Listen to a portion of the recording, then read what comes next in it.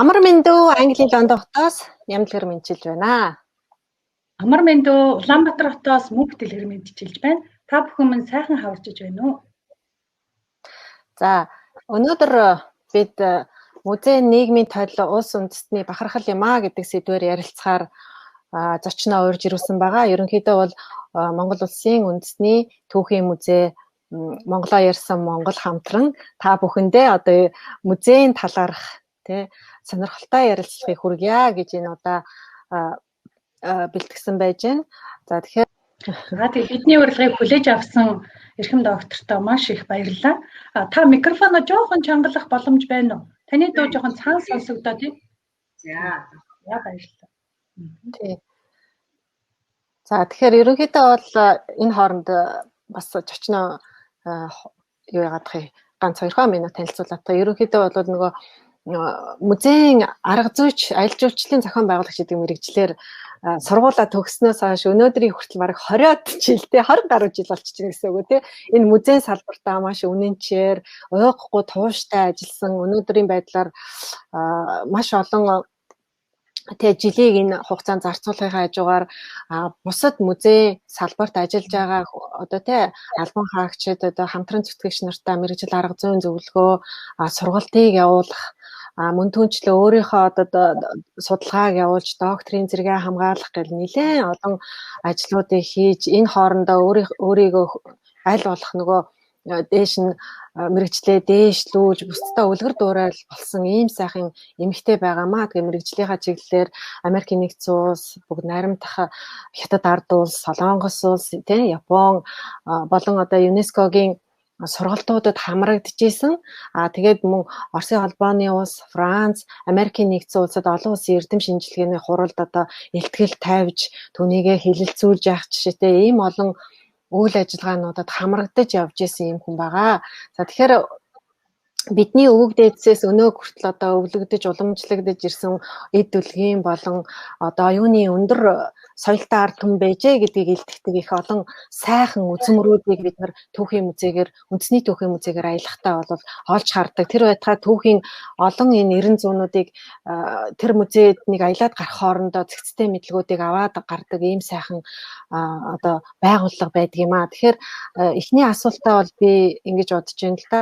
Ерөнхийдөө энэ музей гэдэг ойлголтыг монголчуудын хувьд яг хизээнээс яг орж ирсэн ойлголт юм бэ? Энэ музей гэдэг байгууллага хизээнээс байгуулагдсан юм бэ гэдэг талаар яриагаа эхлэе гэж бодож байна. За, монголчуудын хувьд 16 дугаар зууны сүүлд одоо үндэс сурам тавьсан бүхний шашны архивыг Эрдэнэзууд байсан. Хавтаасан хааны өргөв одоо монголчуудын эртний зүйлийн музей юм аа гэж Орсын үдирхэн Орсын 1898 онд монголчуудаа Монгол орн намдад хийсэн юм. За энэ яг баримттай сурч байна.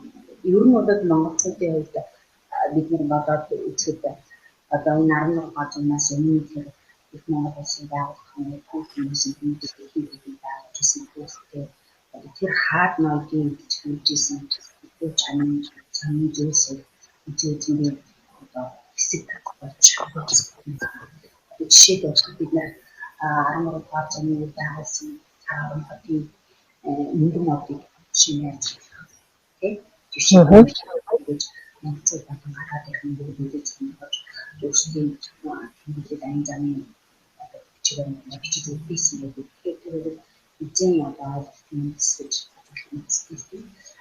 орчин үеийн орчин цагийн музей бол 1924 он цогц чиглэлээр юм хэрэг байгуулсан.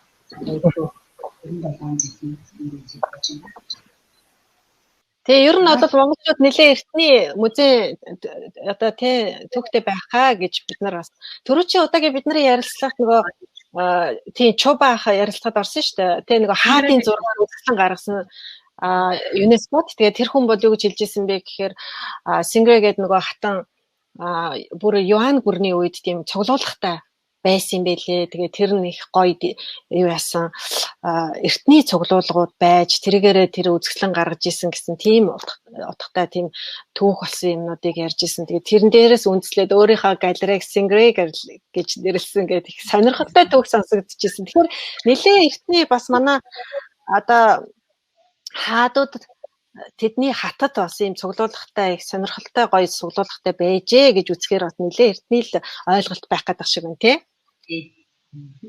Тийм байх. Тийм. Тэгэхээр үндэсний түүхийн музей маань ялцчгүй бидний хамгийн хайртай.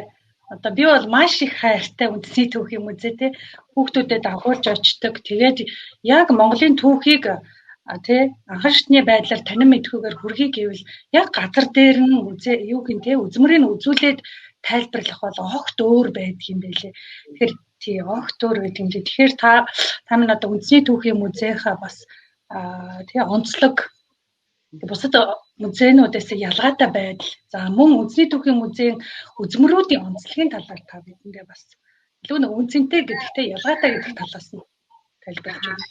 Манай үндэсний музейн хувьд бол нийт одоо 60,000 гаруй үзмэртэй.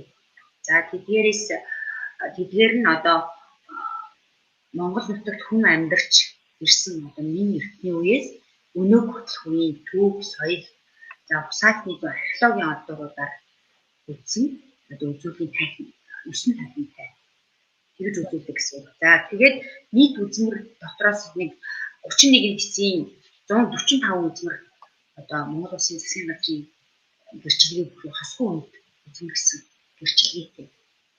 Тэгээд яг миний хувьд бол музей тайлбарлагч биш.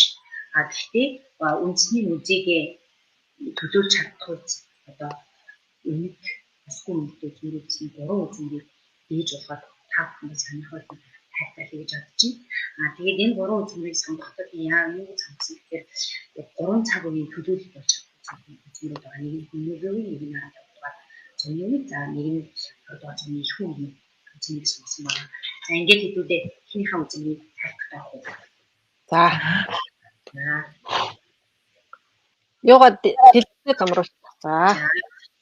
За энэ үзмэр маань Монголын үндэсний музейд хадгалагдж байгаа Хүннүг үеийн ширэн ширдэг. Онтоолын хувьд нийтийн тоолын өмнө 3-аас 4-р зууны хамаарх үзмэр байгаа. За Төв аймгийн Бацанбар сумын нутаг дах Ноён уулын дурсгал газар 1924 онд Козловын удирдсан эрдэм шинжилгээний ангийнхны судалгааны үр дүн одоо Хүннүгийн язгууртын булш оршуулга нь Монгол нутагт боддоор оршингүй анх тогтоосон байдаг. За мөн Хүннүүчүүдийн хэрэгжилжсэн соёл аж ахуйн түвшинд илтгэн харуулах ноцогдсон буй хос амтны дүрстэй зээгт наамдын эсгийн ширмэн шимтгийг гэсэн байдаг. За тэрний одоо нэг төлөв үндэсний музейд хадгалагдж байгаа үзмэр маань энэ тавханд харагдаж байна. За энэ хүү ширдэг нь нүүдэлчдийн дүрслэх урлагийн хосгүй дурсгалын нэг бөгөөд сайтар боловсруулсан эсгийгээр хийж нүүрэн талыг бүс даавгаар битүү имжиж түүний хөвөөлөн ноцогдож буй хос амтныг модны хооронд өнгийн утсаар зээжлэх хатгсан. За сөөлжүүлэн өөдөөс нь харан тулалдаж буй улангассан зүг болон арслан барстай төстэй домгийн араатны дүрс зогтож буй хандгай нь нуруунд ассан домгийн шуны дүрсийг уралсан байдалтай. Одоо дээжлийн нэг хоёр дүрсээ саяны тайлбарсан хоёр дүрс нь харагдаж байна. Харсан байна. За энэ хүү ширдэг нь бүхэлдээ маш нарийн уур хийцтэй бөгөөд түүн дээрээ халахж урсан амьтдын дүр төрх хөдөлгөөн тэмцлийг ихэд чадварлаг амьд мэд гаргаж чадсан байдлаар онцлогтой. Хүннүүчүүдийн уран сэтгэлгээний бодит илрэл болсон энэ хүү ширдэг нь чимэглэг урлагийн сор бүтээл бөгөөд Монгол Улсын засгийн газраас түүх соёлын хосгүй үнэт үеийн өөр батламжлагдсан үзмэр юм аа. За. Хүннүг үе тийм ээ. Тийм байна. Тэр зарим нэг тайлбар хэлэхэд яг энэ ноён уулын дурсгалаас олдсон зарим үзмэрүүд маань та бүхэн сонссон зарим нь мэдж байгаа Орсын холбооны улсын Эрмитаж музейд хадгалагдаж байгаа үзмэрүүд байдаг. Энэ ширдгээс илүү том хэмжээтэй бүтэн ширдэгч хүртэл байдаг шүү дээ. За дараагийн үзмэр маань 13 дугаар зууны үеийг төлөөлөх гэр тэрэгний цөм гэдэг үзмэр байгаа. За энэ үзмэр нь одоо бидний харагдж байгаа энэ үзмэр маань одоогийн Өвөр хангай аймгийн Хар хорин хотын хуураас 1949 онд олдсон Бүгд найрамдах Монгол ард улсын шинжлэх ухааны хүрээлэн Зөвлөлт холбоот улсын шинжлэх ухааны академийн хамтарсан физиологийн удирдсан экспедицээс хар хоригны туураас олдсон гэр тэрний цүн модон голд нь оруулдаг жам буюу савхан төмөр олноор илэрсэн байдаг. Тэдгээрийн нэг юм. За эндээс олдсон том хэмжээтэй гэр тэрний цүнгийн хэмжээ нь 34 см диаметртэй 108.5 см хэмжээтэй. Одоо бидний энэ зураг дээр харж байгаа юм. Ширмээр зутгаж 6 талбай хэлбэртэй хийсэн. За энэ хүү гэр тэрний цүн нь Монгол орноос олдсон хамгийн том цул цүн бөгөөд 20 кг жинтэй. За 13-аас 14-р зуунд хар хором хотод зутгасан хэмээн үзэж буй энэ хүү гэр тэрний цүн ширмээр зутгаж хийсэн бөгөөд энэ нь тухайн үед хар хором хотод төмөрлөг боловсруулах ажил өндөр түвшинд хүрсэн байсныг илтгэж байгаагаараа онцлогтой бөгөөд шинжлэх ухааны ач холбогдол нь үүндээ оршиж байгаа. Одоо төмөрлөг боловсруулах үйлдвэрлэлд ийм өндөр түвшинд 13 дугаар зууны үед хүрсэн байжээ. Монголчууд энийг хийж байж гэдгийг нотолж байгаа. Одоо баримт гэрч болж байгаагаараа хосгүй үнэт тусгалцуулж зүйлийн амд орсон байгаа. Батламжлагдсан үзмэрсэн. Зөв. Ер нь та бүхэн гэхдээ энэ жишээ нь гэр тэрний цүнг үзчихсэн юм манай музейд орж ирээ. Жижиг гэр тэр байдаг тийм ээ. Гэхдээ энэ бол бүр 13 дугаар зууны үе гэхээр өөр юм чин дээр нэлээд эртний хувьч тарах гэдэг шүү дээ. Тэрэгний одоо нэг багаж хэрэгсэл гэсэн үг шүү дээ тийм ээ. Тэгэхээр энэ хамгийн гол нь юу гэж хэлж байгаа тэгэхээр 13 дугаар зууны үед монголчууд төмөрлөг боловсруулах одоо технологийн өндөр хэмжээнд хөгжсөн байна. Өндөр хэмжээнд хөгжсөн гэдгийг хэлж байгаагаар онцлог үзмэр байна. За дараагийн үзмэр маань. За энэ бол Нондууд улам хатны дээл байгаа. За энэ дээлийг яаж сонгосон гэхээр миний яг докторийн судалгааны ажлын нэг объект болсон үзмэр байгаа.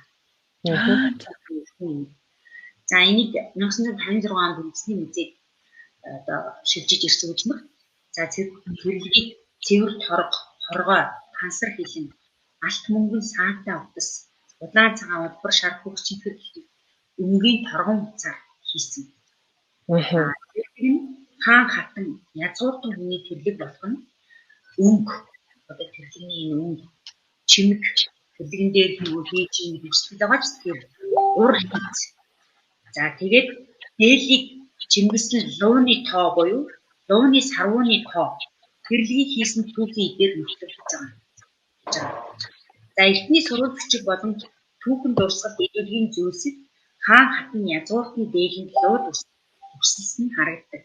Хаан хатанд тэнгэр заяат гэдэг бүтээг илэрхийлэн дээл хувцсанд 9 ширхэг лууд өсөж биелэгддэг байжээ. Энэ дээл маань 24 ширхэг лууны төстэй. Тэдгээрээс том нь 9 ширхэг луу байгаа. Лууны сарвууны тоогоор нь зэрэг зэндааг илэрхийлж байсан ба хаан хатных эсвэл зөвхөн хааны гэр бүлийнхний өмсдөг дээл хувцсан 5 сарвуутай лууд өсөлдөг байжээ.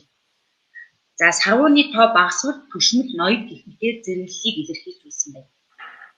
Тэгэхээр одоо та бүхэн өмнөөс хойш одоо жишээ нь лууд өссөн одоо дээл хувцс гэдэг юм уу ямар нэгэн зүйл харах юм бол 5 сарвуутай байвал хааны гэж ойлгох юм. За тэрлэгний өнгө гадар нь шар өнгөтэй байгаа нь улсын хаан хатан эсвэл бурхны шашныг төгс гэгэрэлд хүрсэн хувраг лам өмсдөг одоо шар өнгийн дээлийг тэг дотор нь цэнхэр өнгөтэй байгаа нь улсын хаан хатан эсвэл язгууртан хувраг лам хүмүүс өмсөн гэсэн хуультай байсан. За хуультай байсан байна шүү дээ. За тэгээ хажлага нь хар өнгөтэй байгаа нь хяацтай байгаа нь өндөр гэгийн занаадрын дэглэсэн соёл гэж үздэг. Бөгөөд Эрдэнэзүү хийдийн лам хуврагнаар ном хуврагтай өмсөн гэсэн гэж заасан байсан.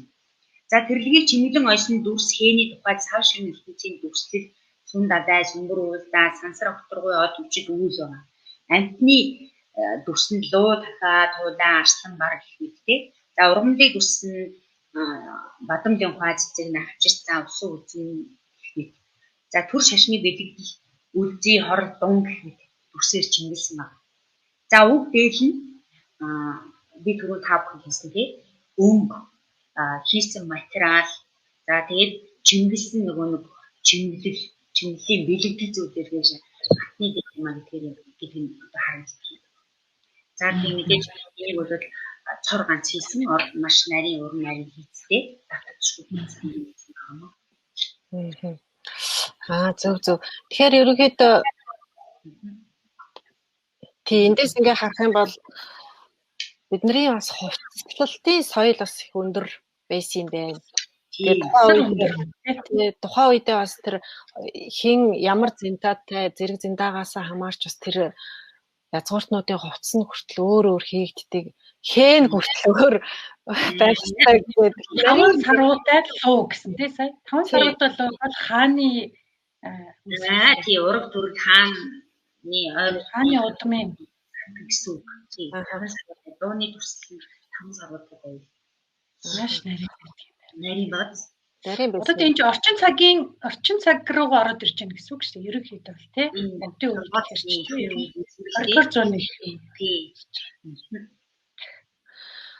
тэгэхээр ерөнхийдөө энэ баялаг үзмрүүдийг цуглуулад яаж ингээ цуглуулга аривжуулж баяжуулдаг юм бэ? Музейн цуглуулгыг бол хит хитэн арга замаар баяжуулдаг байгаа. За. Одоо жишээ нь хайгуул мэлтлэх судалгаагаар археологийн хайгуул мэлтлэх судалгаа хийх нь шүү дээ. Тэгж олж авч болно. Судалдаж авч болно. Одоо бүх музейнууд үзмэр худалдаж авахад цандаа оруулаад гэхдээ одоогийн байдлаар яамд мэрэгжлийн зүйлс шийдвэр гаргаад энэ яамд авахгүй гэсэн шийдвэр гаргах л та. Үзмэр худалдаж авах юм. За шийдвэр гаргаад авах гэсэн үг шүү дээ. За дээрэс нь одоо нэг хүмүүсийн бэлгэлийн журмаар авч болно. Хүмүүс одоо жишээ манай ээж аав ийм гэдэг юм мундаг хүн ч юм те ийм байсан энийг мэдээд өгөө гэсэн юм байдаг гэсэн. За дээрэс нь эрх бүхий байгууллагын шийдвэрээр шилжүүлж авч байна.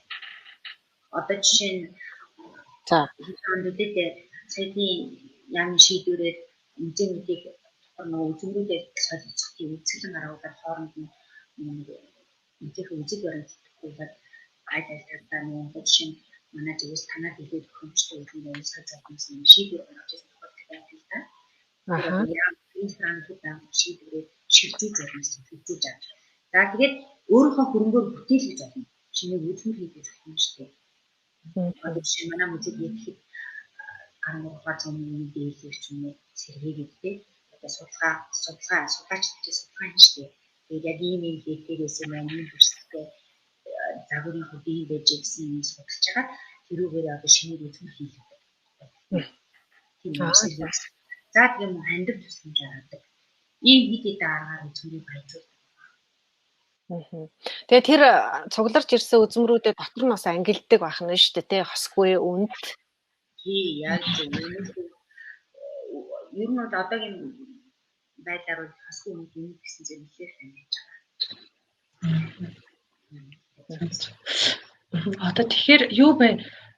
Музейд одоо хүмүүс их олноор одоо саяхан 20 онд илүүтэй тий сургуульд ингээл бөөнбөнөр наваачаал сургуулийн хүүхдүүдийг музей үзүүллээ шүү дээ. Тэгэхээр та нарын хувьд бол яг ингээд нөгөө мэрэгчлэлтэн за тэгээд тэр дундаа бүр судалгаа хийгээд явж байгаа энэ байгууллагатай олон жил ингээд тий холбогдоод явж байгааг хувьд яг жирийн одоо үзэгч гэдэг юм уу жирийн эцэг эхийн зүгээс ч гэдэг юм уу эсвэл багш сургамжуулагчийн зүгээс музейд ороод тэр хүмүүс одоо юуг илүү одоо мэдэж аваасаач гэдэг юм уу тий маш олон үзмэр байгаа шүү дээ. Гэхдээ тэнд ер нь хүмүүс ямар орхосоо өмнө ер нь юу мэдчих хэвээр гэдэг юм бэ? Юу нэг чухал байх хэрэгтэй вэ ер нь? Ер нь одоо музейд орсон хүмүүс хамгийн нэгдүгээр музей онцлог одоо жишээ нь шинжлэх ухааны үндэслэлтэй баримттай эдийн мэдээллийн системийг биелүүлсэн. Тэгэхээр номноос авахаас илүү бит үзмэрлэлээр хараад одоо нөгөө хүүхдийн сургах арга барил өөрөө байх хэрэгтэй гэдэг шиг одоо үзэгч гэсэн адилхан байхгүй. Зүгээр ингээд ямар нэгэн нэг ингээд битүү ном уншаад байхаас илүү нөгөө бодитоор байр зүйд хараад нөгөө өөрөө одоо жишээ нь багш нарт ялангуяа бид нарт тийг заадаг л да. Шууд ингээд лекц уншаад яваад байхаас илүү нөгөө нэг оюутнуудаа оролцуулаад хамтран ингээд яваад одоо жишээ би оюутан байвал өөрөө сонсохоор нэг 10-15% үлддэг багш ярьснаас за би өөрөө яг оролцоод явах юм бол нэг 40-50% болж нэгдэх юм. тэрнтэй яг адилхан мэдлэг татдаг. Дээрээс нь сонирхолтой хэлбэрээр нөгөө шинжлэх ухааны системийн мэдлэгийг цуглаад авчдаг. Тэгээд яг музей болгоно нөгөө төрөл чиглэл төсвөрөөсөө хадаад өөр нэгэн үзэл баримт агуулгын биед одоо зөвлөлттэй байгаа шүү дээ. Жишээ нь манай музейн хувьд би одоо өөрөө музейг манай музей чинь нөгөө Монголын үндэсний музей гэсэн специалист нэртэй. Тэгээд би түрүүн тавьсан Монгол хотын үндэсний цагаас эхлээд өнөө бүхний түүхэн цаг үеийн үзмийг түүх соёл усаатны зохиолын авторыг манай музейс олж авах юм аа гэсэн. Тэгэхээр манай музейгээс Монголын түүхийн одоо бүр нөгөө хүн Монгол хотын хүмүүстээс өнөө бүхний түүхийг системийн мэдлэг яг аваад гаргасан. Манай музейгээс болж байгаа тийм байх нь шүү дээ. Тэгээд тийм мэдлэг олоод авчир сайн зөвхөн. Тэгээд нөгөө яг өөрөө үдээр үзээд харах нөгөө нэг сонсгоор нэг үзэд тэтгэл адилхан гэдгийг шүү хүмүүст. Тэгээ энэ мэдлэг чинь айгүй баттай одоо жишээ нь зарим мэдлэгийг нөгөө баттай их сурвалж гэж үзэхгүй юу гэдэг нэг ялангуяа судалгаа хийж байгаа хүмүүс гэдэг юм асуулт гарч ирдэг те. Одоо жишээ нь онгийн ч юм уу атомны яриад одоо баттай их сурвалж гэж үзэхгүй. Тэр шиг шинжлэх ухааны үндэслэлтэй системтэй мэдлэгийг өөрийнхөө нүдээр үзэж харж мэдэрнэ гэдэг үү. Одоо шал өөртөө тэгээд тэр нөгөө мэдлэг чинь маш их одоо их хүнд тохиож үлддэг байх нь шүү дээ. Тэгээд хүн болгон музей үзэхдээ одоо жишээ нь өнөөдрийн үндэсний музей гэж үзэж Монголын түүхийн одоо нөгөө одоо түүхийн цаг үеийг үгүй ядаж хамгийн их энэ зүйлүүд зүсгээ тэгээд дараа нь бидний улсуудын үеэр яаран гарч ирэх юм түүхийн системийн ганцхан нэг юм нэгэд авч боломжтой. Одоо жишээ төрслөг бодлогын музей үзэж байгаа бол жишээ урлагийн бүтээлүүдийн төвлөгч юм харцдаг юм. Тийм яг тэр музейхийн нэг гол үзүүлж байгаа санаа энийг тандаа үлдээж авсан байгаа сайн гэсэн. Харин тэгээ музей рүү ч бас их хүүхдүүдээс гадна том хүмүүс ч гэсэн их зорж очдөг шүү дээ. Ялангуяа судалгаа шинжилгээний ажиллаар явж байгаа хүмүүс. За тэр байтхаа зохиол бичиж байгаа хүмүүс одоо тэ түүх роман биччихлаа гэхэд тухайн тэр тэ цаг үед ямар зүйлс тэнд ингээд хүмүүс хэрэгжилж ийсэн гэдэг тэр дүрээ гаргахын тулд бас очиж сонирхдаг. Гадны зуулчид юунууд тухайн улс орныг энэ улс орн чи ямар түүх өв соёлтой улс юм бэ? Бараг нүүр царай шүү дээ манай улсын тийм ээ. Тэгээ хамгийн түрүүнд музейд очиж сонирхдаг штэ. Тэгээ ингээ харж байгаа би бас сонсч л ирсэн юм байна. Тэнд нөгөө музей дотор байсан тэр нөгөө үнэтэй чулууг харчаад хайж энэ чулуу Монголд байдгийн бэ штэ. Энэ үн толдуур энд байдгийн байна. Тэгэхээр энд их эрдэнсийн зүйл байгаа юм байна гэж таньж мэдчихсэн. Хэмчлэнгийн тийм яриануудыг бас сонсч ирсэн юм байна. Тэгэхээр музей бол энэ утгаараа тийм танин мэдхүүн тэгээд энэ түүх археологийн чиглэлийн юмнуудыг тэ дэлгэн тавьдаг их гоё таатай орчин байгаа байхгүй юу? Үнэхээр гоё. Яалтчгүй. Одоо жишээ нь 13 дугаар зууны хэсэгтэр нь би дахин очдог байхгүй нөгөө хар төг цагаан төг байгаа шүү дээ.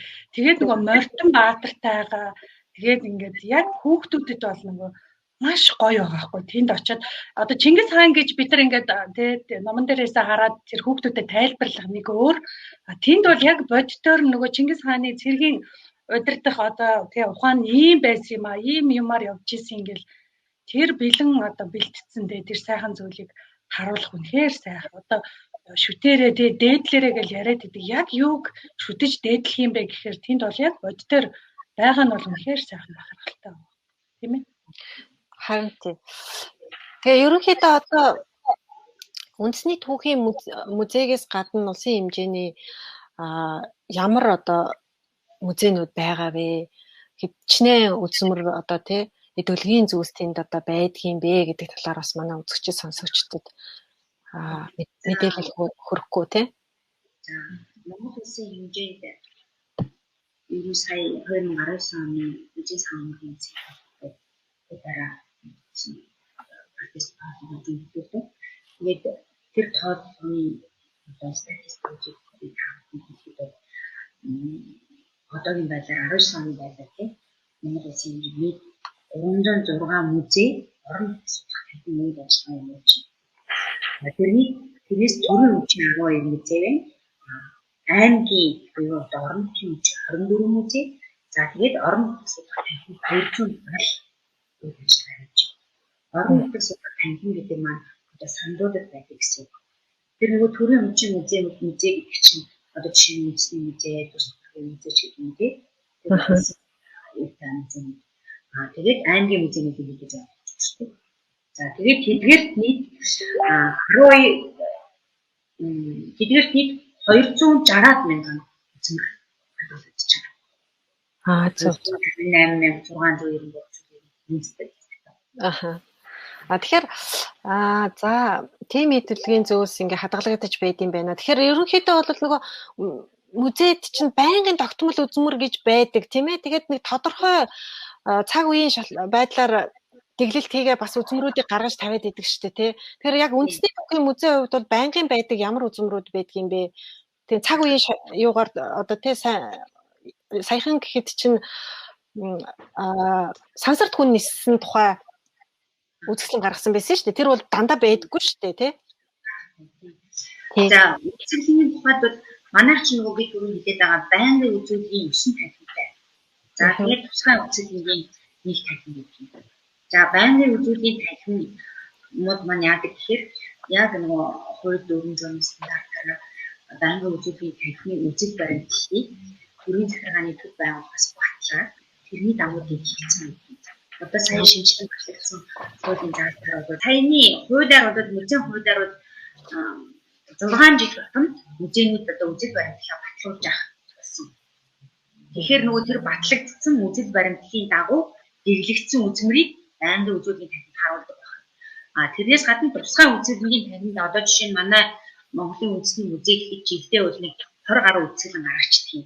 За тэрний 20 гаруй үзэсгэлэнгийн за нэг 4-5-нууд яг өөрийнхөө сан хөмөргөөс одоо нөгөө даалд байгаа үзмрүүдээ төлөвлөгөөтэйгээр одоо цаг үеийн нөхцөл байдалтай одоо жишээ нь цагаан сарын тухай ч юм уу наадамтай холбоотой нөгөө монголчуудынхаа өв удамшлыг харуулсан үзэсгэлэнгүүдийг төлөвлөгөөтэйгээр гаргаж үзүүлдэг. За дээрэс нь тэр нөгөө 20 үзэсгэлэнгийн чинь бусд нь зарим байгууллагатай хамтраад одоо 2-3 байгууллага жишээ нь хөврөлийн археологи хөврөлийн ч гэх юм уу манай музей номын сантай нийлээд нэг үзэсгэлэн гаргаж болно. Манай музейн байранд үзэсгэлэн гаргах юм. Хамтарсан үзэсгэлэн. За саяны сансрын үзэсгэлэн бол зөндөө олон байгууллага хамтарсан. Цэргийн музей, бишээ юуны номын сан манайх за тэгээд зөндөө олон байгууллага хамтраад манай дээр биш нөгөө Оросын соёл шинжлэх ухааны төв гэж байдаг шүү дээ. Дээр үеийн харууд одоо Дисэнка гэж байсан. Одоо бол Эрцэнка болсон. За тийм гаргаж байгаа үзэсгэлэн юм байна. Зөв. Тэгэл маш олон янзаар яг нэг удирдлын байдалтай тохируулаад музейн дэглэлтүүд маань гардаг байна. Тийм ээ. Тэгээд яг удирдлаас шалтгаал удирдлын байдалтай авдуулахгүйгээр нэг тогтмол гаргадаг нэг үзэсгэлэн юу байдаг гэхээр манайх нөгөө археологийн хайгуул матлагаар олдож үзмэрийг баяжуулдаг гэж ярьсан шүү дээ түрүү. Тэгсэн. Тэр үзмэрийн дээжсгээд нэг үзэсгэлэн манайх тогтмол гаргадаг байна. Тэр нь одоо нөгөө шинээр ирсэн би түрүү нөгөө айгүй олон замаар үзмэрийн цогцолгоо баяжуулдаг гэсэн шүү дээ. Тэр нөгөө баяжилтаар ирсэн шинэ үзмэрүүдээ дээжилж өгөх юм үзэсгэлэн гаргаж үзүүлдэг юм. Ер нь нэмэгдээл ийдэг юм байлээ тийм ээ. Очихоор нэг шинэ хэсэг байж байгаад очихоор шинэ. Тэгэхээр музейд ажиллаж байгаа одоо мэрэгчлэтнүүд байгаа шүү дээ тий. Ямар мэрэгжлийн хүмүүстэй хүмүүс ажилтгийг за одоо үзэгчтэй бас сонирн байж магадгүй тий. Бид нар ч бас мэдэхгүй байгаа тий. Ямар албан тушаалууд байдгийг тэр хүмүүс маань яг юуг хариуцдгийг та түрүү хэллээ шүү дээ. Би бол яг энэ музейн тайлбарлагч бол биш арга зүй талдаа гэж хэллээ шүү дээ. Тэгэхээр бид нарт харилцаж байгаа хүн нь болохоор музейн тайлбарлагч их л гоё санагдал тий. Ямар гоё юм тийм үү гэж яваад байгаа шүү дээ. Тэгэхээр та тэрийг маш сайхан дэлгэрэнгүй танилцуулж өгнө. За тэгээд би одоо ажил албан тушаалд ажил үйлдвэрийн хувьд яг үндэснийхээ музейн жишээн дээр л ярьж байна. За манай музейн хувьд бол одоогийн байдлаар нэг хилтэс, 2 төв, 3 алба тайгаар 60 гаруй ажилтан наадмын хаалцлагаар үйл ажиллагаагаа явуулдаг. За тэгээд нэг хилтэс маань яадаг гэхээр бодлого төлөвлөлт удирдлагын хилтэс гэдэг байгаа. Тэрэн дээр одоо байгууллагын тайлбар төлөвлөгөө стратеги юмнуудыг гаргаж идэг байна шүү дээ. За тэнд бол одоогийн байдлаар манай дээр түүхч мөрчтэй багш ажиллаж байгаа.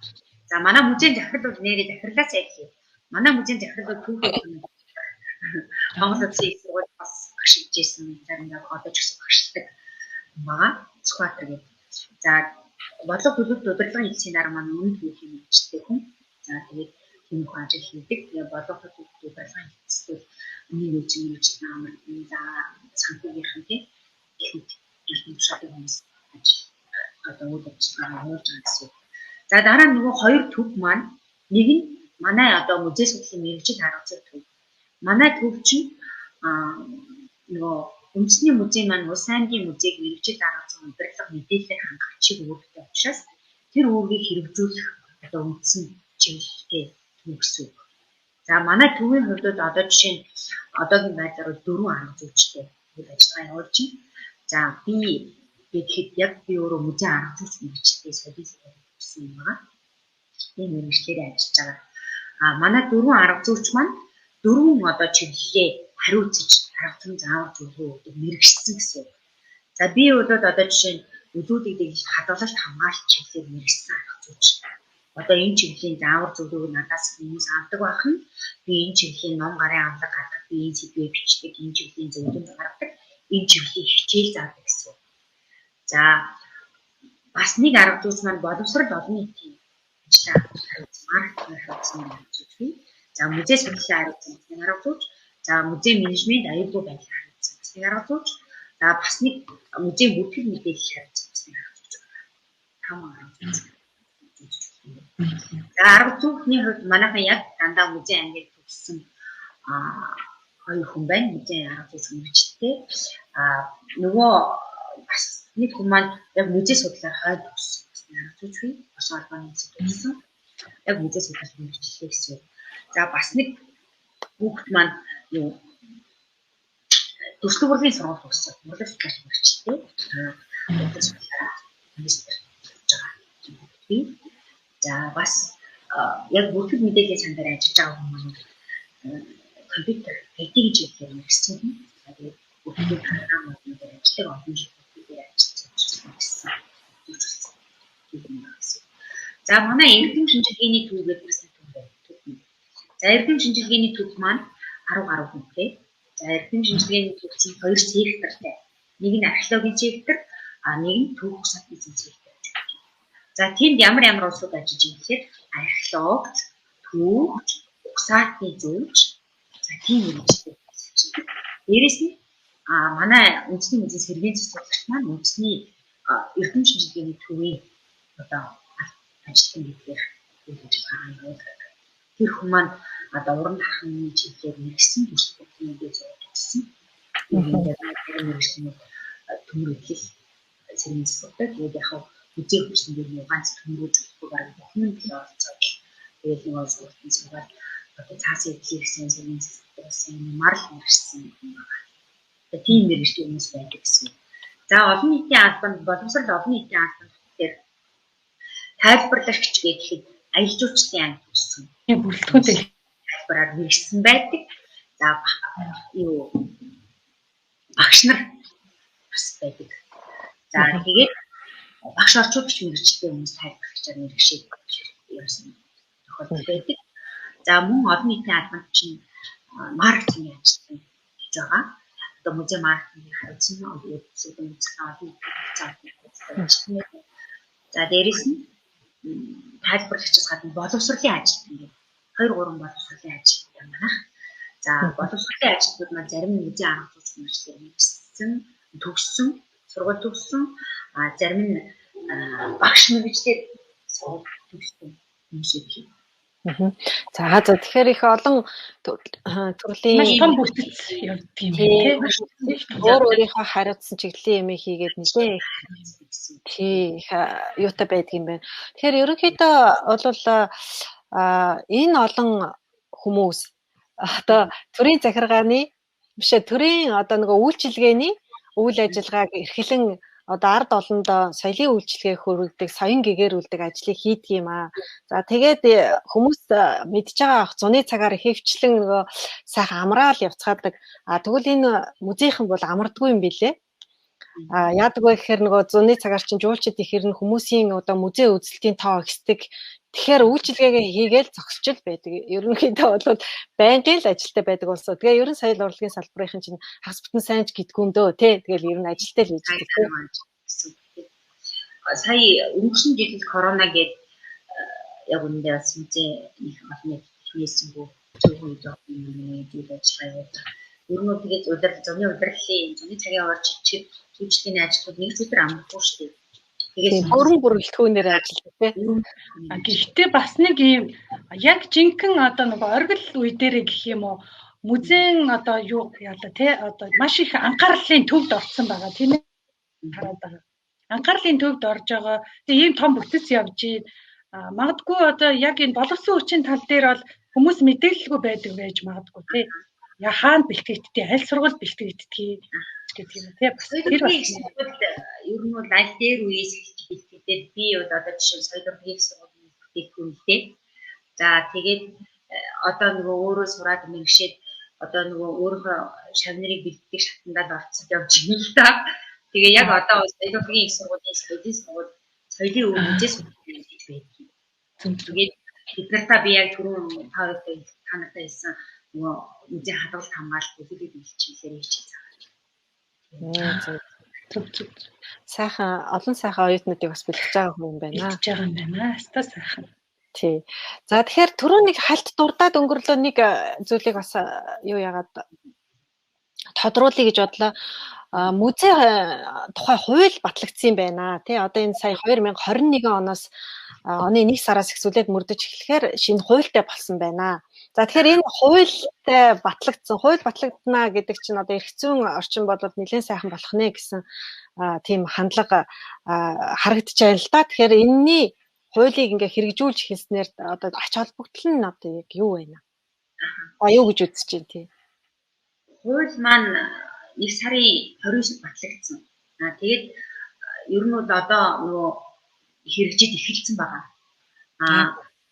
22 оны 1 сараас гэдэг нэг санхүү төсөв гаргах зохицуулалттай нэг 2-3 заалт нь 22 оны 1 сараас хэрэгжих юм байна. Тэгээд би одоо та бүхэндээ хуультай холбоотой зарим нэг онцлог заалтуудыг оруулсан заалтуудыг нэг харуулъя гэж бодож байна. Тэгэхээр хуулийн бид нарт ер нь хуультай уснаар одоо ямар давуу тал авчирдаг юм гарахын тэгэхээр одоо жишээ нь нэгдүгээр хуулийн зохицуулалтаар одоо жишээ нь улсын музейнүүд олон улсын стандарт шаардлага хангасан зориултын барилга байгууламжтай болохоор болсон. Одоо нөгөө музей чинь үндсэн үүрэг чиг үүргээ хэрэгжүүлэх таатай орчинд бүрдээд байна л да хуультай уснаар. За тэгээд үндэсний болон улсын зэрэглэлийн музей төрийн хамгаалтанд орох боломж бүрдсэн. За тэгээ энд яасан жишээ нь үндэсний болон улсын зэрэглэлийн төрийн хамгаалтанд орно. Тэгэхээр одоо жишээ нь бидний аюулгүй байдал нөгөө хадгалалт хамгаалч өшөө сайн арьж чинь гэсэн баталда тий. За тэгээ дээрэс нь жишээ нь одоо манай музей хувьд ганцхан хууль батлахаас өмнө нөгөө эрдэм шинжилгээний байгууллагын статустай учраас жишээ нь хайгуул батлага явуулах эрхтэй тий. Тэгээд тэрүүгээрээ үзэн цуглуулга баяжуулдаг байсан юм. Одоо жишээ нь хуулиар бол музей соёлын үнэт зүйлсийг ерөн сургууль нээж идэвхжүүлэх олж авах гэсэн эрхнийг зэмж байгаа. Тэгэхээр энэ бол бас боломж ангийн музейнүүд ч гэсэн ингээд ийм үйлдвэрлэл явуулах боломжтой болж юм харж байгаа. За дээрэс нь дараагийн заалт нь гадаад дотоодод үзэсгэлэн зохион байгуулах гэдэг маань бас энэ хуульд орсон бид нар одоо жишээ нь хуулиар олгогдсон сайхан ихэл болж юм да их орныхоо төвхөг соёлыг гадаад дэлхийн нийтэд зохицуулалтыг таниулахад энэ сайхан үйл хаалга болж орж ирж байгаа эрх зүйн зохицуулалт болж тий. За тэгээд мөн гадаад хамтын ажиллагааг хөгжүүлнэ жишээ нь үзлэмжийг гадаад дотоод үзэсгэлэнд оролцуулах гэдэг маань бүгд нөгөө эдийн засгийн бөгөөд нийгмийн одоо улс их орны түүх соёлыг сурталчлах тийм ач холбогдолтой заалтуудтай. За тэгээд мөн өшөө юу вэ? Тэгээд худалдаа үйлчлэгээ музей дотроо төсвийн тухай хууль нийцүүлэн худалдаа үйлчлэгээ эрхэж болно гэсэн заалт бол энэ бас нөгөө музей одоо өөрөөсөө санхүүжүүлэх эдийн засгийг дэвшүүлэх боломж харагдаж байгаа. За дээрээс нь хуулиар нөгөө 16 хүртэл насны хүүхдүүдийг энэ төлбөр хөгжүүлэхээр заагдсан байна. Дээрээс нь бэрхшээлтэй иргэдийн нөгөө өнгөтэй үнээр үйлчлдэг болсон зэрэг нь бол одоо нөгөө нийгмийн соёнгийн гэрүүл нийгмийн ач холбогдол юм илэрхийлэгдэж байгаа. Ийм чухал заалтууд их болсон. Тэгэхээр өөртөө болохоор манай салбар ер нь манай салбарын хувьд одоо сүүлийн үед их нөгөө их зүүн таатай орчноос гадна их олон сайхан одоо хувьсгалын тохироо бүрдлээ гэх шиг олон сайхан мэдээтэй. Тэгэхээр энэ дээр яг зөв нэг асуулт байна. Юу гэхээр одоо ингээ музейн тухай хуультай болчлоо. За тэгээд энэ сүүлийн үед чинь улсны музейнээс гадна хувийн музейнүүд ихээр байгуулагдах болсон байгаа шүү дээ, тийм ээ. Тэгээ хувийн галерейнууд байна, музейнүүд байна, хүмүүс цуглуулгаа их олон ариун цуглуулгаараа өөрийн гэсэн музейг нээгээд байгаа. Тэгэхээр тэр тохиолдолд энэ жишээд би нэг музей нээе гэж бодох юм бол зөвшөөрлийг хаанаас зөвшөөрөл авах хэрэгтэй байх тийм үү? Тэр одоо яг яах хэрэгтэй? Хуулиар одоо яанаас төрийн захиргааны төв амгаас авах гэж заасан. Зөвшөөрөл авахд мэдээж мэргэжлийн банк очиж ажиллаад одоо нөгөө ихтэй сургуулиудын магадлалын итгэмжлэл гэж байдаг шүү дээ. Тэрнтэй адилхан бас тийм заалт бас орсон байгаа хуулиар зохицуулсан байна.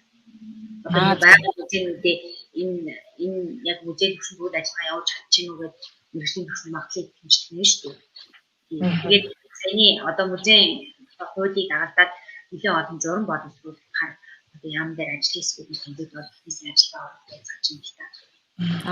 Тэгэхээр тэгээ одоо хувийн музейтэй хүн байлаа гэхэд мэргэжил арга зүйн хувьд болон тэр одоо үзмрүүдэд яаж арчилж хамгаалах уу тэр юмнуудыг бол бүгднгийн хууль тусгасны дагуу хийх эрхэн нэгдэж гин гэсэн үг тийм ээ. Бас хариуцлагч тэр хэмжээгээр бий болоо гэсэн үг тийм үү?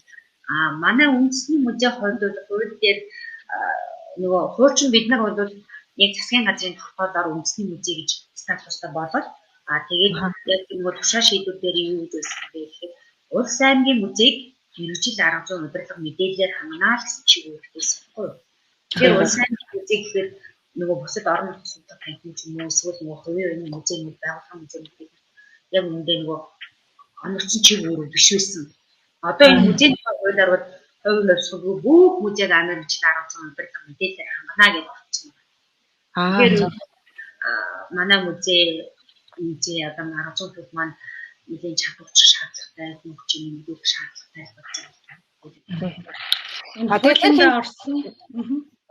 тэр хэмжээгээр одоо энэ байгуулагдаж байгаа музейнүүд болон улсын чанартай, орон нутгийн чанартай энэ музейнүүдийн стандарт нь бас нэлээд стандартын төвшөнд хүрэхийн төлөө бас нэлээд үйл ажиллагаанууд явагдах юм байна гэж харж байна тийм ээ. Үйл ажиллагаа бүх талаар цар хүрээгээ өргөдөн тэгээд яг нөгөө стандарт шаардлагуудын давуу шаардлагыг хангасан байна гэсэн үг шүү дээ. Саяны хуулийн заалт 9-1-р зүйл дээр заасан заалт 9-3-4-2-тай холбогдлолтой нэг асуулт асуумаар байна л да. Нөгөө хүүхдүүд 16 хүртэлх насны хүүхдүүдэд өн төлбөргөө одоо хамруулна гэдэг тий. Тэгээд энэ өөрөө маш чухал заалт. Хууль эрхцээ хувьд энэ чинь өөрөө хүмүүсийг хүүхдүүдийг одоо төлбөртэй ороход бас яг хүндрэлтэй байсан яг үнийг хэлэхэд одоо жишээ нь миний хувьд бол хөгжлийн бэрхшээлтэй хүүхдийг эрүүл хүүхдтэй хамтдан сургана гэсэн тийм арга зүг одоо нэвтрүүлэх гэдэл бас оролдоод яваад байгаа. Тэгээд хүүхдүүдийг хамтдан авчиж музей дээр авчдаг. Тэгэхээр нөгөө хүүхдүүд одоо жишээ нь сонсголын бэрхшээлтэй хүүхдүүд бол амьдралын төвшин одоо тий ихэнхдээ л дундаас доош төвшний хүүхдүүд байдаг байхгүй юу. Тэгэхэд бол тэр одоо маш яг хөрсөн дээр бууж ирж байгаа байхгүй. Тэр хүүхдүүдэд тэр сайхан зүйлүүдийг үзүүлэх бололцоог хууль эрхцээ хувьд маш сайхан олгоод өгчөж байгаа. За хоёрд гэх юм бол за тэр юу гарч ирж байна. Эцэг эхчүүд багш нар хүүхдүүдэд зориулсан боловсролын хөтөлбөр байгаа. Тэрийг одоо манай багш нар жоохон мэддэггүй байж магадгүй гэж би ер нь жоохон өөрөө дотор тэгж бодод. Зөндөө ингээд Үндэсний түүхийн музейч бай, Улаанбаатар хотын музей, за ингээд бусад одоо түүхийн холбогдлолтой музейнүүдээр голцоо сургалтын програм хийгээ явахад манай сургуулийн багш нар ер нь барыг таарлагддаггүй ч юм уу мэдгүй нэг тийм бужигнсан юм тэр боловсролын юу дотор бас цөөхөн байна уу гэж хараад идгийн. Уг нь бол их сайхан уулзаал явж явах хэрэгтэй л юм шиг харагдаад байгаа. Тэгэхээр энэ боловсролын хөтөлбөрийн талаар та жаахан тодруулаад тайлбарлаж өгөөч. Багш нар хөтөлбөрийг өөрхөн музейн жишээ дээр ярил л да. Манай Монголын Үндэсний музей бол тогтмол явуулдаг нэг 20 орчим боловсролыг хөтөлбөртэй. За тэрнээс одоо жишээ нь дурдах юм бол Монголын амьд түүх гэдэг одоо багш нар музей сургуулийн одоо хамтын ажиллагаа хийж үзвэл дотроо ингээд 27 он дэд хөтөлбөр цогц хөтөлбөр гэдэг. Тэр нь яасан гэхээр түүхийн ангийн түүх үзэж байгаа 8 10 дугаар ангийн хүүхдүүдийг түүхийн хичээлдээ уйлдуулсан. Дотроо ингээд 27 дэд хөтөлбөр тийм бүр гарын авлага сурвалжтай тийм хөтөлбөр байдаг. Тэр нь одоо жишээ нь бяцхан археологч гэж жишээ нэг хөтөлбөрийг тайлбарлах тийм хөтөлбөр. Жишээтэй. За дээрэс нь нөгөө 20 хөтөлбөр дотроос жишээ болгоод ганц нэг нь болоод Монгол гэргээд хөтөлбөр байна. Алтан соён гэргээд байна. За Монгол гэргээд хөтөлбөр яадаг гэхээр одоо манай нөгөө жижиг гэр байдлаа сургуулийн зорилгоор ашиглаж байгаа. Тэр гэрийг нөгөө хүүхдүүдийн хацраад байруулад тий гэрийн одоо тавилга хийх хөшлөн ямар үгүй Монгол гэрийн зүүн талдаа ямар ёс хийж аялалтай байдаг юм аа гэдгийг зааж сургах тийм хөтөлбөр байна. За алтан соён гэргээд хөтөлбөр байна. Тэр нь болохоор яг нөгөө соёнгоо тайлбарлаа тий ямар утга агуулгыг гэдгийг тайлбарлан тэгээд зуруулдаг. Тэгээд тогтмол явдаг бол 20 хөтөлбөр байна. За дээрэс нь одоо тусгай нөгөө томоохон үзүүлэлтүүдийг дагалдаад боловсролын хөтөлбөр гэдэг. Жишээ нь одоо би хамгийн сүүлийн жишээг хэлэхэд нодлон гаргасан 19 онд гаргасан сардлын хийдгээд өндөр гэгийн зам адрын бүтээлүүдээр гаргасан төгсөлтийн зүйлүүдийг хийж гаргасан үцгэлэнгийн боловсролын хөтөлбөр нь шавар шүтэн урлагийг боловсролын хөтөлбөр байсан. За тэрүүгээр яасан гэхээр одоо хүүхдүүд баримтын шавраар гэх юм уу баримтын шавар шиг одоо техник төстэй материалаар нөгөө язгуурын 5 бүхний хил дарж гаргах. Тийм хөтөлбөр бас хэрэгжижсэн. Тийм маягийн ер нь боловсролын хөтөлбөрүүд явагдаж шүү. Хамгийн гол нь нөгөө хүмүүс маань үзэгчд маань хүүхдтэйгээ гэр бүлэрээ ирээд захиалга өгж байгаад ингээд хамрагдах юм бол тийм хөтөлбөр. Зөв. Та сонирхолтой юм байна. Нэрээд мэдчих хэрэгтэй байгаа тий. Мэдчих хэрэгтэй. Хүүхдтэйгээ цагаа яаж өнгөрөөх вэ? Хүүхдийнхээ одоо тий боловсрол таны мэдхүйд юу зориулах уу гэж байгаа хүмүүс бол юун төрөнд л одоо музейд зарж ирэх нь шүү дээ. Тэгэх юм бол нэм сайхан хөтөлбөрүүдэд хамрагдах боломжтой юм байна. Урдчил захиалга өгнө гэсэн үү, тийм ээ? Тий. За. Манай яад руу ярьж байгаа. Тэгээд ингээд ийм боловсролын хөтөлбөрт хамрагдах юм аа гэдэг эсвэл танаа боловсролын хөтөлбөрүүд ямар цаантай хуваартай явж байна тэр нь ч орё гэж. За. Тэгэхээр тий нээлттэй юм байна. За Монголын одоо үндэсний музей тэгээ сүүлийн үед ямар ажлуудыг хийж гэн тэгээ хэдийгээр ковид ч гэсэндээ одоо бас ажлууд явтал байгаах гэж бодож штэ тий. Тэгээ бас тэр талаараа жоохон дурдвал жишээлх юм бол та одоо яг мэргэжил арга зүйн юуг хариуцж байгаа хүний хувьд ямар ном сурах ч гэдгийг ямар арга зүгээр одоо тий бусад одоо байгууллагуудаа хангаж ийдин гэх мэтлэнгийн нэг жоохон мэдээлэл хүмүүст хүргвэл. Манай үндэсний музей бол нөгөө түрүү ярьсан эрдэм шинжилгээний төв юмны музей судлалын мэргэжил арга зүйн 2 төв маань одоо жилд ийм эрдэм шинжилгээний сэтгүүл гаргадаг. За. Одоо чинь энэ онд одоо манай музей сэтгүүл байна тий. Эрдэм шинжилгээний сэтгүүл. За энийг жил болгон гаргадаг юм. Одоо энэ 20 оны шинэ дугаар байна. Тэгэхээр одоо нөгөө музей судлалын төвийн арга зүйч нар маань судалгааны ажил хийдэг байна шүү дээ. Дээрээс нь манай эрдэм шинжилгээний ажилтнууд мөн гадны одоо бас нээлттэй. Гадны ихтэй сургууль, хүрээлэнгүүд дөрөв судлаач ингээд өгүүлдэг юм болно. Тийм сэтгүүлийг гаргах эрдэм шинжилгээний сэтгүүл. За манай эрдэм шинжилгээний төвөөс гаргаж байгаа юм нүүдэлчдийн өв судлал гэдэг юм сэтгүүл байна. Бас энэ 20 он. Зөв. Энэ мөн эрдэм шинжилгээний сэтгүүл. За түрүүний музей судлал маань зөвхөн одоо музейн онол, музейн түүх хүчлэг, музейн сан хүмүүргийн хадгалалт, музейн үйл ажиллагаа гэсэн хүрээнд нөгөө агуулга маань байдаг бол одоо энэ нүүдэлчдийн өв судлал болохоор соёл судлал, урлаг судлал, археолог эдгээр арай өргөн хүрээтэй агуулгыг хавдаг. Зөв. Ийм одоо жил тутмын 2 эрдэм шинжилгээний сэтгүүл гаргадаг байна шүү дээ тий. За дээрээс манай үндэсний музейн арга зүйн төв маань одоо жил болгон бас ийм мэргэжил арга зүйн ийм зөвлөмж гаргадаг байна. За энэ оны шинэ дугаар зөвлөмж нь юу гэсэн нэртэй байсан гэхээр музейн инновац гэсэн нэртэй байсан. Одоо зөвлөмж 7 гэсэн байж байгаа тийм. Тийм байна. Тэгээд нөгөө жил болгоо өөр сэтгэлтэй гардаг гэсэн үг. Одоо энийг дөрвөлжих жишээ музейн эзэмрийн тайлбарлах арга зүйч гэх юм уу тийм зүйлтэй. Тэрний өмнө нь нэхмэл эдгэрийн зүйлээр хадгалалтыг хангах зөв арга үзүүлэлт биелэх арга зүйч гэх юм уу тийм үнэтэй. Сэтгэвээр өөр гаддаг. Манай арга гардаг гэсэн. За энэ музейн мэдээлэл гээд мэрэгжил арга зүйн сэтгүүлээр. За энийг манай олон нийтийн алба хариуцсан гаргадаг.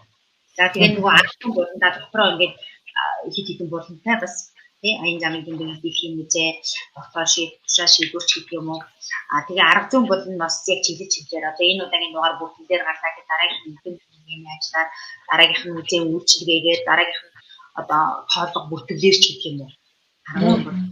Тэгж гардаг гэсэн энэ мэрэгжил арга зүйн шүү дээ. Энийг бол хийгээд яг бүх музейд одоо өнгө таардаг байгаа. Саяны зөвлөмж хоёрыг манайх. Манай арга зүгээр хангана гэдэг ажил маань яаж явдгүү гэхээр хамгийн нэгдүгээр мэрэгжил арга зүйн ном гарын авлага хэвлүүлэх юм. Дээрээс нь нөгөө музей мэрэгчлэнүүдэд оруулаад төлөвлөгөөтэй буюу захиалах сургалт зохион байгуулах. Тийгэж арга зүгээр хангах ажлаа явуулдаг. Тэгээд дээрээс нь одоо нөгөө манай арга зүйч нар маань Улс аймгийн музейд нөгөө музей мэрэгчлэнүүдийнхээ одоо утасны дуудлага мэйлээр бичсэн өсөлтийн дагуу ингэ заавар зөвлөгөө өгж ажиллах юм байна.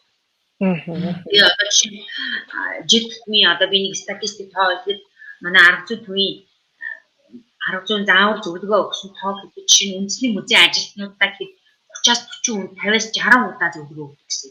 Жилдээ унтчаад сүүлийн 3-4 жилийн унтчаад бусад байгууллагын үндэсний музейс гадна өөр зөндөө олон музей байгаа.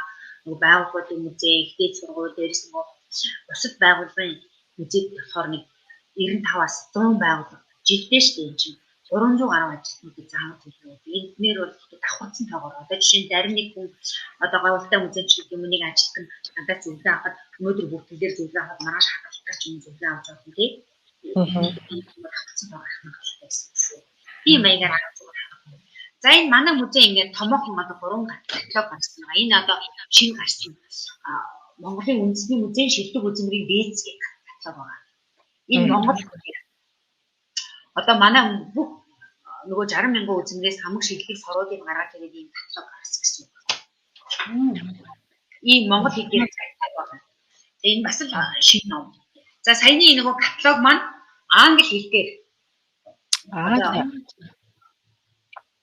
General каталог гэж англи хэл дээр саяны нөгөө шилдэг үзмэрийн дээдс чинь англи хэл дээр ийм жолоо гарсан гэсэн үг.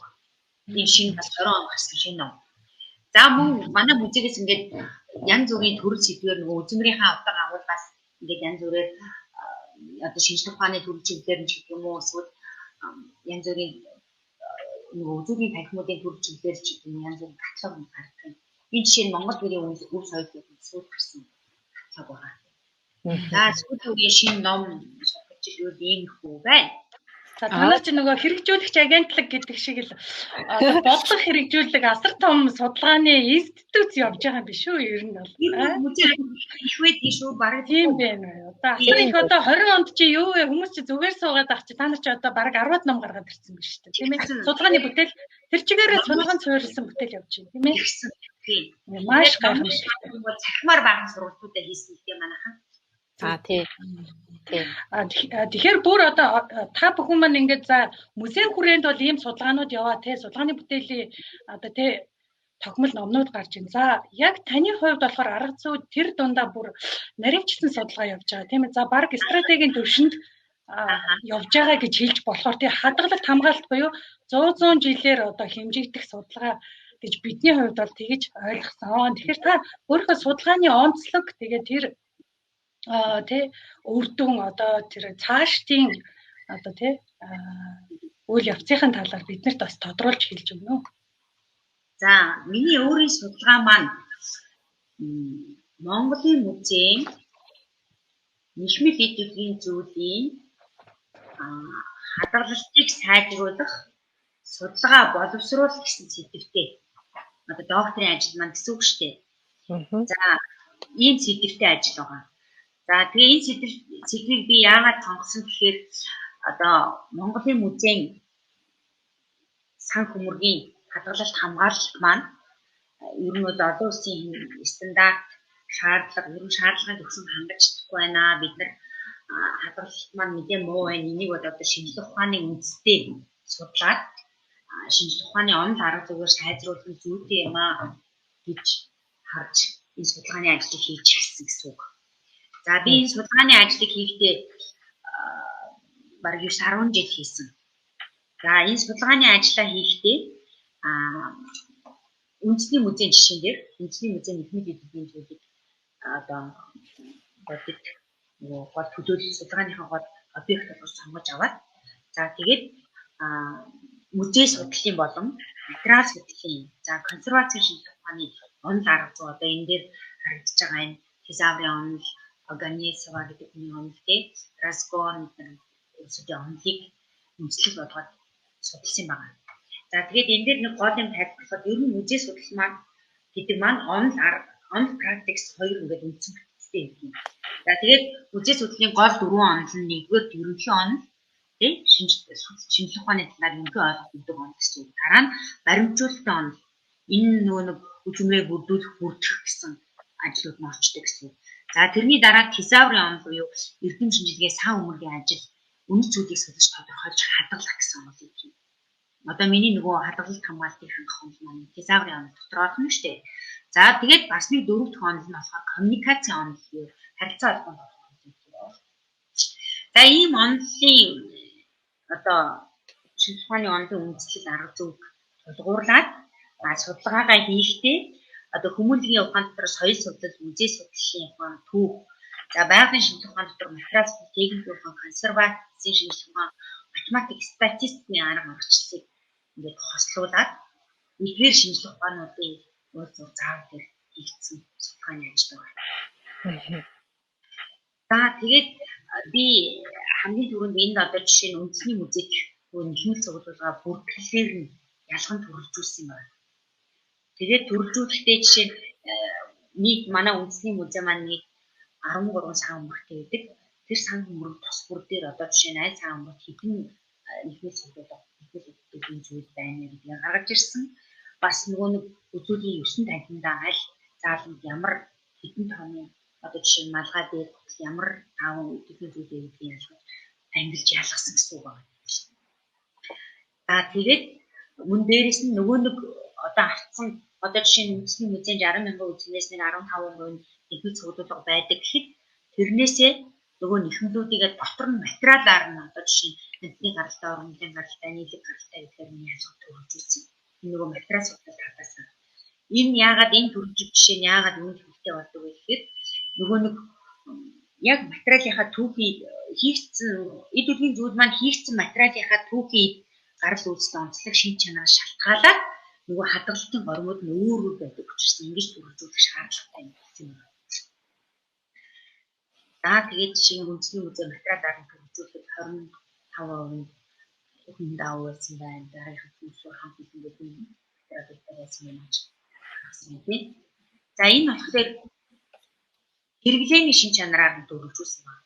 Хэрэглээгээр нь яагаад төрөлжүүлж байна гэхээр одоо нөгөө нэг нийгмийн цуглуулгууд маань жишээ нь хэрэглээнд малгай, өмүүд, дээлч гэх юм уу ингээд явхаар хүн нөгөө нэг бүртгэл дээр байгаа одоо жишээ нь үндэсний музей жишээ нь 1000 үзмэр байхад 10 малгай байдаг юм байна, 30 дээл байдаг юм байна гэхэд гаргах юм бол би нөгөө хадгалалтаа хангахын тулд нөгөө төр чинь би сан өмрөг жишээ нь нийгмийн цуглуулгын төрөлцсөн сан өмрөг бүрдүүлэх гээд байж байгаа хүн бол жишээ нь 10 дээлэндээ зориулаад 10 дээлэнд тавиурч юм байна шүү дээ тий. 5 малгайдаа зориулаад нөгөө 5 малгайны тавиур ямар байдаг вэ? Зориултын тавиур надад байна гэсэн. Тэгэхээр нөгөө хадгалалтыг хангах судалгаа төрөлжүүлж чинь очиж байгаа.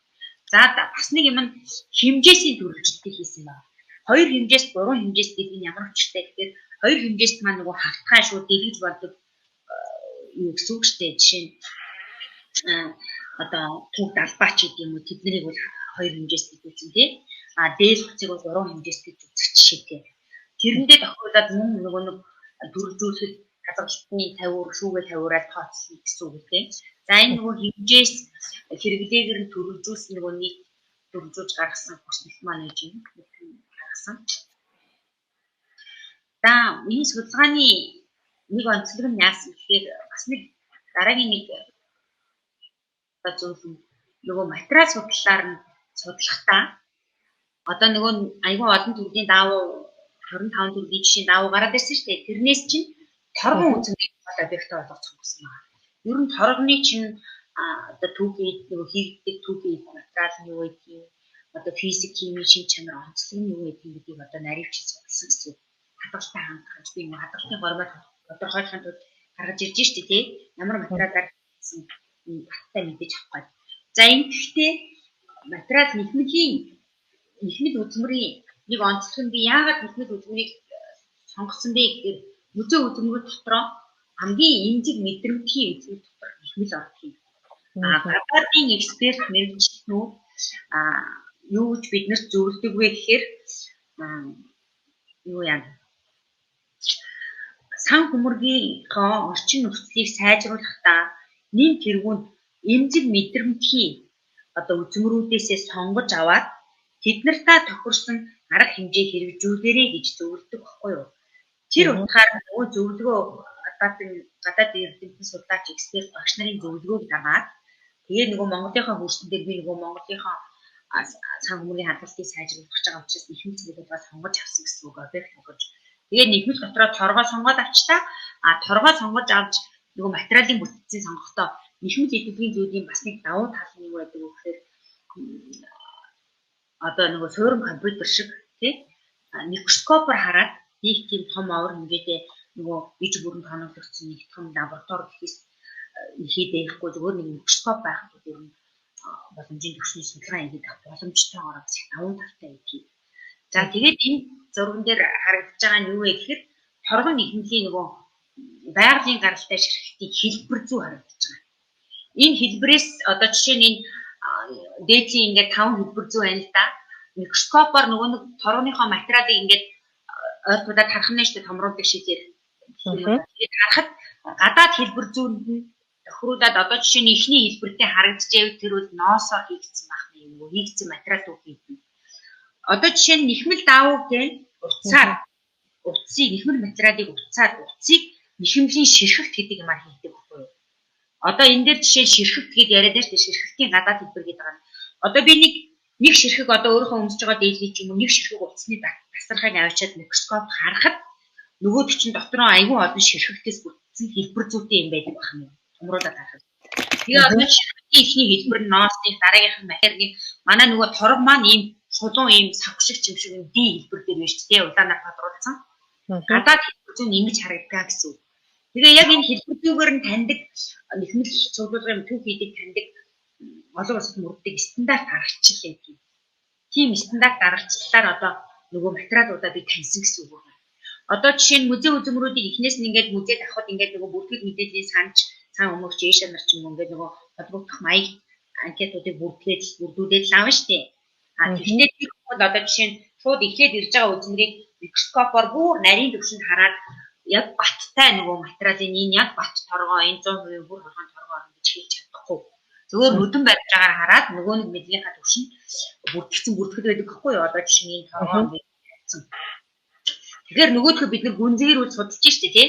За энэ нэр яг торгоо байна уу гэж үзчихсэн байхгүй юу? За тэгээ энэ дээр нөгөө дээдлэх чи одоо жинхэнэ торгоо доотлох чинь болохоор нөгөө нэг химэл торгоо буюу район вискоз гэдэг материалын хэлбэр зүй байна. Ингээ хоёр яг хэлбэр зүй харагдаж байгаа байхгүй юу? Нарийн юм байна тий. Тий нарийн юм байна. За тэгээ энэ саяны нөгөө нэгэн жинхэнэ торгоо химэл торгоо хоёр дээр би хоёр үзмрийг нөгөө төдөөд болгож сонгохдоо одоо тэр нөгөө түрүүн тайлбарсан дондог дулам хатны дээл маань энийг нөгөө би одоо жишээ нь нэхмэлийн хүрээлэнгийн нэхмэлийн чиглэлийн мэргэжилтэн миний нэг удирдагч багш маань нэхмэл цуглуулгын судлаач тэр чиглэлээр доктор хамгаалсан хүн байдаг шунлагын технологийн хэсэг багш хоёр гэдэг багш. За тэгээд Батбаяр багштайгаа одоо энэ үзмрүүд дээр нэг хүртэл нөгөө микроскопоор анализ хийж материал шин чанар шинжилгээ хийсэн гэсэн үг. За тэгэхэд одоо чинь түрүү хэлээдээс нөгөө олон улсын стандарт аргачлал гэдэг маань энэ дээр харагдаж байна. AATCCTM 2013 гэсэн нэхмэлийн ширхтийн анализ гэдэг аргачлалаар би одоо нөгөө материалуудыг таниад байна шүү дээ. Тэгээд танихад одоо жишээ нь энэ дондог дулам хатны дээл маань юу ах нь хүр хахад цэвэр хүр хахад торгоод ирсэн. Та байсан гэсэн үг. Бүрийн нөгөө бүтцтэй байсан. Хоёр дахь нөгөө нэг химэл торгон ширхэх буюу район вискозын төлөөлөл болсон үзмэр маань юу байсан бэ гэхээр төр нийгмийн зүтгэлтэн самбуугаан хэрэгжилжсэн юм аягны ууд байсан. Энэ аягны ууд бол харагдаж штэ тий. Тийм байна. Тэгээд энэ аягны уудыг би хамгийн анх юу гэж судалсан гэхээр нөгөө нийгмэл цэцгүүд дотор хамгийн их гандалтай их муудалтай үзмэр байсан байхгүй юу? Би энэний эмчийн шалтгааныг олох гэж би энэ яагаад ийм амархан хурдан муудчихваа гэж анх сонгосон байхгүй энэ үзмэрийг. Тэгээ ингээд сонгоход одоо жишээ нь гандалтын төвшин энэ зурган дээр маш тод харагдж байгаа тэр гараараа нөгөө гандаг үсгийн дэлхийд харуулсан байна. Тийм байна. Энэ материал маань жинхэнэ торог биш химик торог байсан байхгүй юу? Тэгсэн чинь химик торог нь яадаг гэхээр жинхэнэ торгоноос илүү гэрэл мэдрэмтгий хурдан ганддаг гэрэл өгчдөг гэсэн. Зөв. Ялгаатай аваад тэгээд дээрэс нь нөгөө нэг жинхэнэ торог химик торог хоёрын чинь физик химийн шиг чанар шал өөр. Одоо жишээ нь энэ торог энэ хүснэгтэн дээр жинхэнэ торгоо урдталт нь хойдолт нь нөгөө нэг район вискол гэдэг ядгагаар чинь химик торог штеп. Энэ дээр ганцхан жишээ хэлэхэд одоо би тэр нөгөө чиг шингээх чадвар гэдэг дээр хараа хадгалтын зохистой орчин жинхэнэ торгоных 11-ээс 35% чигшэлтэй орчин байх хэрэгтэй гэдэг охин шүү дээ. Гэтэл нөгөө химик торог чинь 60-аас 65% чигшэлтэй орчин. Дөргөц. Тийм байна. Чадвар нь ингэж гарч ирсэн нөгөө материал судлаар нөгөө материалуудаа ингээд нэг хүчин наривчлах үзлээ. Тэгээ ингээд энэ тогтсон хадгалтын горим стандартыг харах хэрэгтэй юм аажсан нэг гаргалгаа ярьсан байна. Багцны бидний юу хийсэн гэхээр нөгөө үндснийхээ музей хадгалтын орчны шинжилгээ хийсэн юм байна. Би багш нартай нийлээд. Тэгээд манай музейн зарим хүмүүсээс надад туссан. Тэгээд багаараа хийсэн гэсэн. Тэгээд энэ дээр яасан гэхээр олон улсын хэмжээнд одоо олон улсын музейн зөвлөлт гэж үү. Тэрнээс гаргасан үзмэрт сөрөг нөлөө үзүүлдэг муутахад нөлөөлдөг 10 хүчин зүйлийг баталж барьсан гэдэг юм. Одоо стандарт гэх шиг. Тэр 10 хүчин зүйлийн нөгөө үзмэрт нөлөөлж байгаа харилцан хамаарлыг хүсдэг юм байна энэ харагдж байгаа маань.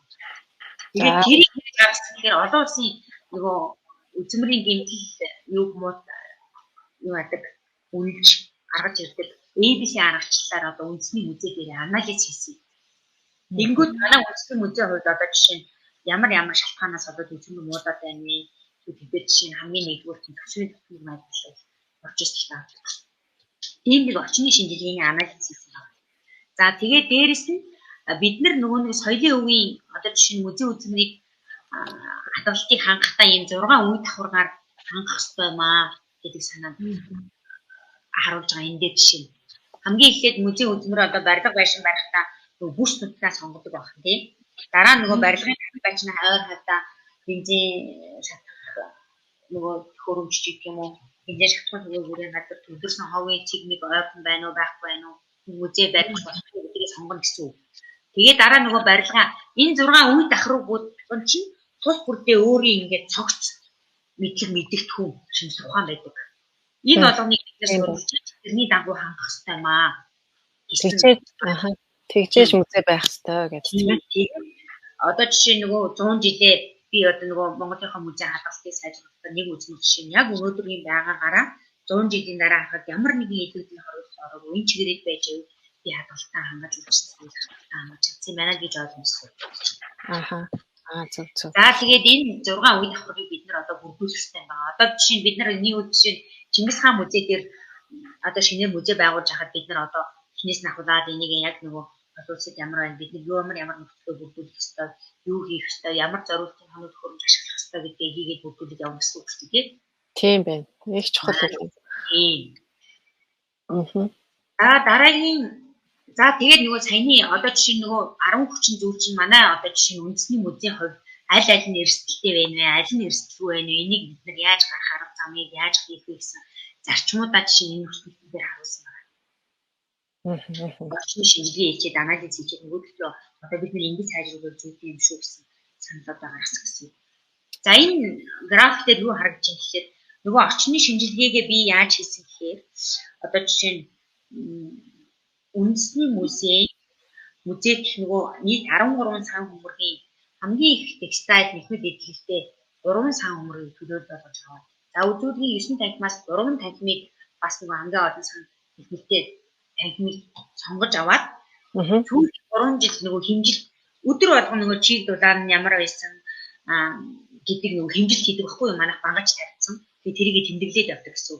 Нөгөө чиг дулааны хэмжилтийг Одоо жишээ нь сан өмөргийн өрөөнийхний манай сан өмөрөгчд маань тэмдэглээд яддаг дата үүсгэж дата мэдээлэлүүд борлуулагдсан байдаг байх нь шүү дээ. Заалныхныг бол үзмэр харагч нар маань бичээд тэрэн дээр нөгөө манай сэргийн засварлагч ийшээ төвийн анализ хийдэг.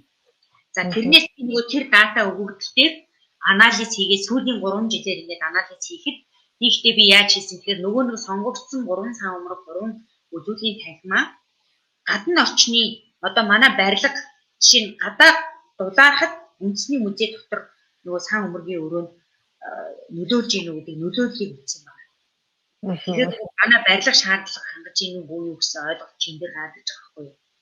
Тийм баад тэгээд жишээ нь энэ график дээр тэр нөгөө хоёр голын шулуун хоёр зураас бол одоо нөгөө байх ёстой стандарт хэмжээ байхгүй юу. Дулааны хувьд текстайл маань нөгөө нэхмэл эдлийн зүйл маань нэмэх 18-аас 20 градусын дулаанд байх ёстой гэсэн нөгөө стандарт хэмжээ чи ийм удаан гიშгэн зурагдсан байгаа шугам байгаад нөгөө стандарт хэмжээнээс дандаа илүү удаан салуун нөхцөл байлгаад байдаг байна шүү дээ манайх тийм энэ графикээс. Энэ цэнхэр нөгөө шууд уул шиг утсан маань гадна агаарын дулааны хилцлийг харуулж байгаа. Зөв зөв. Тийм. Тэгэхээр бид нар нөгөө нэг байшин барилга маань шаардлага хангаж ийн үү бид нар дулааны имийг одоо тэгэхээр нөгөө байшин барилга хангахгүй бид нар заал бишийн халуун байгаад байдаг бол зөвхөн хүний амьдрах нөхцөлийг амьдрах нөгөө тав тухтай орчин бүрдүүлэн мэдэх шиг жишээ тэр түүхэн болоод бид нар тийм залгаад дулаад суурчдаг шүү дээ. Тэр шиг үзмэрийг хээр хийж нөгөө нөхцөлөө бүрдүүлэх тал дээр анхаарч ажиллах гэсэн үг байхгүй. Тийм байна. Тийм байна. Энэ саяны нөгөө дата өгөгдлүүдээ яг сар сараар нь дундажлаад гаргацсан гэсэн харагдчихэв. За энэ бол жишээ нь түрүүний нөгөө дулааны хувьд энэ бол жигшлэг. Тэгээ энэ дээр нэг юм харагдаж байгаа нь яг түрүүний одоо чи энэ хоёр зураас чи нөгөө стандарт байх хэрэгтэй нөгөө 50-55% жигшил шулуунгаас. Тэгээд энэ доотлын нөгөө мөрөө тахирын нот болохоор чи нөгөө сан өмөр сонгогдсон сан өмөр үзүүлгийн танхимууд ярих байгаа. Тэгээ эндээс нэг юм харагдсан нь манай нөгөө халаалт ирэхээр заал танхим юмнууд манд хуурашдаг. Жигшил уурдаг гэсэн үг байхгүй юу? Тэгээ халаалт очихоор гайгүй бод юм байна гэсэн юм харагдаж байгаа. Тийм. Энэ нөгөө дата өгүүлбүүд нь гэж тий. За энэ нөгөө иргэнийн корреляцийн коэффициентийг бодож үзсэн ба энэ нөгөө нэг гадна орчинтой жишээ нь музейн дотор талын нөгөө чиг дудааны хэмжээ харилцан хамаарал нь ямар байна вэ гэж харсан чинь ерөөсөө шууд маш өндөр хамааралтай гарсан байна. Жишээ нь энэ нөгөө тийм сан өмрөг зарим нь 76 зарим нь 94% хүртэл эрг хүчтэй хамааралтай гарсан байна. Энэний гэхдээ хүмүүс зарим нь би нөгөө нэг хилцүүлэг нөгөө диссертац хамгаалах гэдэг хэдэн шатны хилцүүлгээр ороо явж байгаа зарим багш нар зарим хүмүүс нөгөө ийм хүчтэй хамааралтай мэт жишээ нь гадаа хас 20 градус хүүтэн болох шууд дотор 20 градус хүүтэн болчих юм гэж асуугаад байсан. Энэ бол тийм биш шүү. Гадаа 20 градус бол гадаа хүүтрэхэд дотор шууд дагаад хүүтрдгээ л гэсэн хамаарлыг хэлж байгаа болохоос шууд гадаа 20 градус болоход дотор хас 20 градус болно гэсэн ойлголт биш юм аа шүү. Хамаарлын түвшин өндөр байгаа хувийг л илэрхийлж байгаа гэдэг байна. За бас дараагийн шинжилгээ нь юу байсан гэхээр нөгөө үндэсний музей нэгэн цуглуулгуудаас хамгийн одоо үнэтэй цайтай материалаар хийгдсэн дахин давтагдчихгүй хамгийн үнэтэй гайгүй гэснүүдийн сорчлоод одоо дээж болсон 45 үзмэлээр нөгөө материал чанарын шинжилгээ хийсэн. Энэ тэр зургууд байна та. Зөв зөв. За ер нь бас нэлээ юутай ажил бас судалгаа нэлээ өргөн хүрээнд явагдсан юм шиг байна тийм ээ. За энэ нөгөө саяны 35 үзмэрийн хүснэлсэн анализ чанар нь ямар байсан бэ гэсэн. За бас нэг сүүлийн гол нөгөө сүүлийн цагтаа энэ гол ажил нь юу байсан гэхээр соёлын өвийн үндэсний төвгээд байгууллага одоо Монголын музейн үзмрүүдийг мэргэжлийн түвшинч сэргийн засварлах юм байна. За тэр сэргийн засварлсан нэхмэл цуглуулгуудын одоо соёлын өвийн үндэсний төвийн сүүлийн 3 жилийн тайлангаас нэхмэл цуглуулгуудын нөгөө тайлангуудыг ялгаж аваад тэнд анализ хийсэн байна. Тэгээд ямар гэмт ер нь Монголын нөхцөл хэдэн зургууд ямар гэмтэлд илүү тохиолдож байна гэдгийг гаргаж ирсэн энэ дээр энэ график дээр өмнөх график дээр бол жишээ нь хамгийн их тоошороо хөлтөлттэй гэдэг гэж гарсан байна. Зөв. Энэ өснөх график юм аа. За ардлын график нь болохоор Монголын үндэсний музей дотроо нөгөө сэргээн засварч байдаг гэсэн шүү дээ. Тэр сэргээн засварлагчийн маань хийсэн сүүлийн 3 жилийн нөгөө тайлангууд дээр бас анализ хийгээд бас нөгөө хамгийн их гэмтэл нь ямар гэмтэл байд юм бэ гэсэн тоос шороо хэрэгтэй байдаг гэсэн гэмтэл гарсан байна. Тэгээд нөгөө энэ гэмтлүүдээсээ бид нар одоо нөгөө Монголын нөхцөл урьдчилан сэргийл нөгөө нэг 6 давхаргаа бий болгохдоо нөгөө нэг 10 хүчин зүйлээрээ одоо нөгөө ирэмблэн гэсэн үг байхгүй юу? Жишээ нь Монгол ардын нөхцөл тоошороо бохирдол их болдог гэдэг нөгөө 10 хүчин зүйлээс хамгийн нэгдүгээр их одоо эрсдэл учруулдаг сөргөндөө үзүүлдэг эрсдэл бохирдол гэж гардаг бол Япон улсын хувьд бол одоо жишээ нь нөгөө далайн чийдэг уур амьсгалтай учраас чийгшил хамгийн нэгдүгээр гарах жишээтэй ч юм уу тийм өөр байдаг гэсэн үг байхгүй. Тэрэндээ тохиол хадгалтын нөхцөлөө бүрдүүлэх хэрэгтэй маа гэсэн санаа төвшүүлж тэрийг зохистой орчин бүрдүүлэх арга зүй дээр ингээд заавал зөвлөж байна. Зөв. Тийм байна. За. Бас их сонирхолтой сайхан юу болсон биш үү тийм ээ? Эндээс үндэслээд бас олон зүйлүүдийг хийж болохоор. Тийм. Тэгээд тийм нөгөө манай музейн зүгээс болон одоо яамны зүгээс нөгөө судалгааны альбом манд дэмжиж нэг сэдв бүтээд болгоод музейхэндээ ингээд тарааж мэдүүлж ойлгуулах сурах хэрэгтэй юм байна гэсэн чиг хандлагатай байгаа. Ер нь тэр нь яасан хэрэгтэй байгаа. За тэгээд судалгаагаа ерөнхийдөө дүнхэд бид нар одоо яах ёстой бэ гэхээр үзмөр цуглуулга материалын тулгуурлыг төрөлжүүлэх ёстой байна. Шинжлэх ухааны үндэстэй хадгалтыг бий болгохын тулд тийм материалаар нь төрөлжүүлэх ёстой байна. За тэгж төрөлжүүлэхдээ нөгөө нэг онлын үндэслэл онл арга зүйнүүдийг баримтлах гэсэн үг юм уу? Тезаурын онл, консервацийн онл арга зүгээр юм гэсэн үг.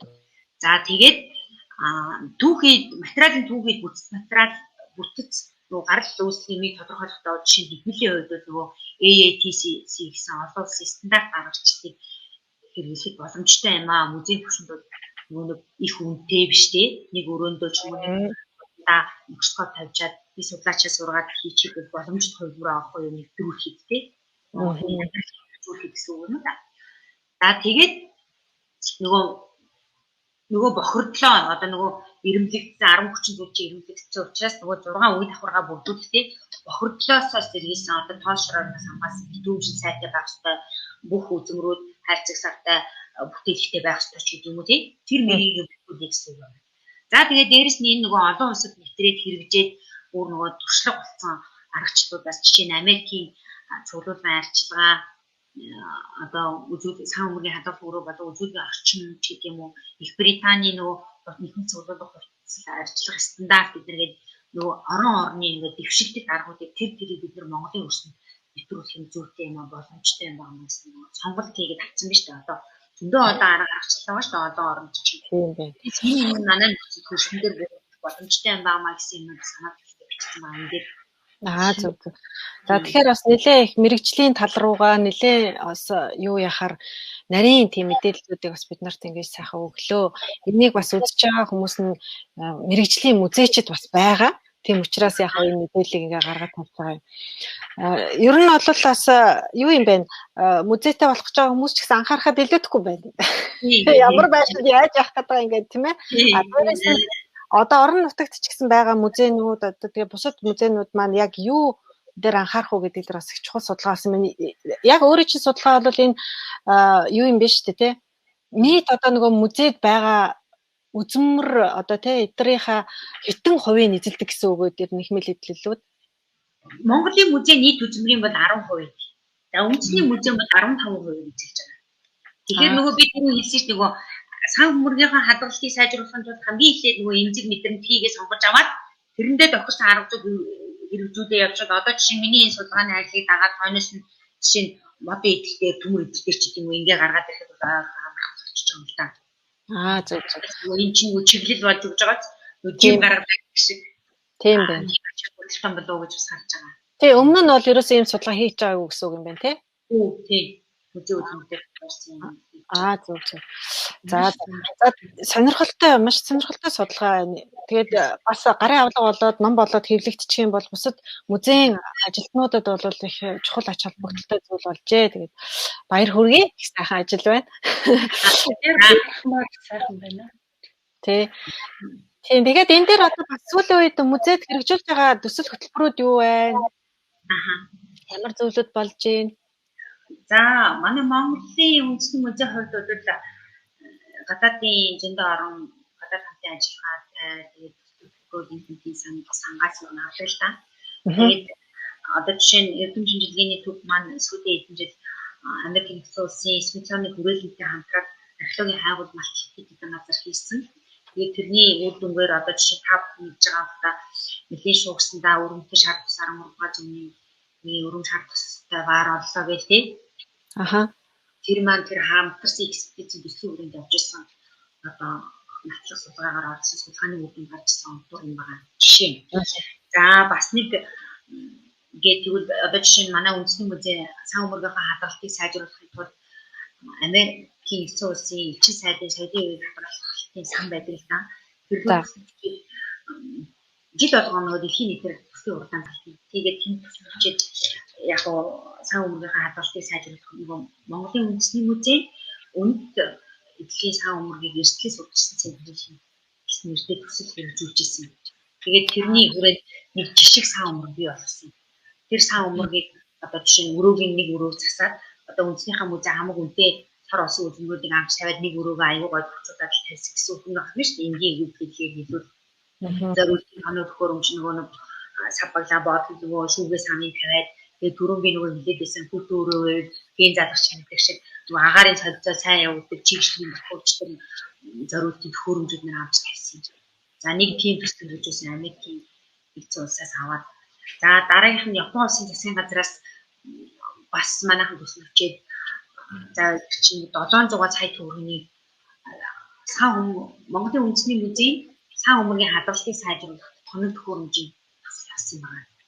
Тэгээд тэрнээр бол жишээ нь агаар цэвэршүүлж юу яадаг хөргөдөг тийм зориултын төхөөрөмжүүд авсан. Бас нэг үзмэр ариу тавдаг том машин авсан байгаа. Түрүүгээр нэгэн том бүрэн оруулалт хийсэн манай үндэсний музей нэгэн л хадгалт хамгаалалтын төвшин сайжирч явж байгаа. Зөв. За бас нэг төсөл гэх юм бол одоо 2 жилийн өмнө хэрэгжиж дууссан. Манай үндэсний музей сан өмөргийн бүртгэл зураасан кодны бар кодны төсөл хэрэгжүүлсэн байна. За энэ төслийг бас яасан гэхээр манай музей манай 10 төвийнхэн нөгөө Америкийн Монгол судлалын төвийн судлаачтай нийлж байгаа төслийг бас нөгөө Америк элчин сайдын соёлын үеийн хадгалалтын сангаас төсөл аваад үндэсний музей сан өмөргийн бүртгэлийг бичгээр бар кодчихсан. Би яг энэ төслийн үр дүн юу байсан гэхээр манай музей чинь нөгөө 60 мянган үзмэрээ нөгөө хуулийн хүрээнд байдаг нөгөө болдог нөгөө тооллого шүү дээ. Тоолгоноор хязгаарч хугацаанд амьж чаддаггүй байна. Олон учраас тэгээд нэг жилийн дотор тоолох хэрэгтэй байдаг нь манай 2 жил 3 жил болоод дуусахгүй байсан. Тэгээд сайн нөгөө баркод хэрэгжүүлсний дараа тооллого болсон чинь юу нөгөө 2 3 жил болоод тооллого чинь 6 сарын дотор хийгээд дууссан. Хөөч. Дэвшилттэй. Яваад. Тэгээд тийм төслүүдийг дурдж болохоор байна да. За тэгээ яг одоо бид нар зөвшөөрөгдсөн хэрэгжиж байгаа төсөл гэх юм жишээ манай 10 төвийнхэн бас нөгөө Америкийн Монгол судлалын төвтэй хамтраад Америк элчин сайдын сангаас Монголын музейн нэхмэл цуглуулгын хадгалтыг сайжруулах төсөл авсан байна. Тэгээд коронавирус ер нь одоо өдөд өмнө хийж эхэлсэн байна. Коронавирус болоод нөгөө Америк нэгжтэй маань нэг чадахгүй хэл хаацснаас болоод хойшлоод байна л да. Тэгээд 2 оны зөвхөсөлтэй явж байгаа. Яг чатны судалгааны бүртгэлийн ажиллагаанд нэгэл. Зөв. Тийм явж байгаа. Түрүүн таны нөгөө яриан дээр гарч ирж байсан. Музей бол тэр чигтээ нөгөө шинжлэх ухааны тий мэдлэгийг системтэй авах тэр орон зай шүү гэж хэлсэн. Тэгэхээр манай ер нь бол музейн салбар тэр дундаа тий манай 90 орчим жил тий сүүлийн одоо хугацаагаар 97 жилийн хугацаанд мэдээж өөрсдийн бүтээсэн үн цэн гэж байгаа тий. Өөрсдийн бүтээсэн арга зүй гарч ирж тэр дундаа бүр одоо таны судалгаа чинь Монголда бүр анхдагч болж гарч ирж байгаа гэдгээр онцлог гарч ирж байна. Тэгэхээр манай яг Монголын музей өөрийн онцлог юу юм бэ? Тэгээд дэлхийн музейнүүдтэй харьцуулах юм бол тэр хоорондын ялгаач гэдэг юм уу. За яг нөгөө одоо цахимжсан тий музейнүүд асар их л байна л да дэлхий дээр тий бид нар ингээл ороод үнд төлбөргөө гэж үзчихэл байна. Гэтэл манай яг музей яг ямар байдлаар цаашдаа одоо бусдаас ялгаатай байгаа шүү дээ. Бидний өөрсдийн бүтээцээ та бүхний бүтээцийн 97 жилийн түүх гэдэг бол асар урт хугацаа. Тэгэхээр тэр ялгаа байгаа. Тийм ээ тэр ялгааг та тодруулж гаргаж хэлээч. Яг бусад музей үзмэр цуглуулга ер нь дэлхийн бусад орнуудын музейгээс яг Монголын хамгийн том ялгаа юу гэхээр нөгөө нүүдэлчдийн соёл нүүдэлчин амьдралын хэв маягийн нэг яг ингээд дөрөн хамгийн сайн харуулж чадсан. Одоо аймаг болгоны музейд угсаад нийгүүлээд хадгалж штэ тий. Тэр бол бидний давуу тал онцлог. За бас нэг юм бид нөгөө мэрэгжлийн хувьар юу гэж хатдаг гэхээр Монгол орны музейн нөгөө үзмөрүүдийн чинь бараг 90 орчим хүн их оригинал үзмөрүүд байхгүй. Нөгөө манай монголч Ариун баялаг түүхтэй нөгөө соёлын үнэт олонтой. Тэгээд одоо жишээ нөгөө хуулбар үзмэр цөөх маш цөөх. Зөв. Давуу тал онцлог.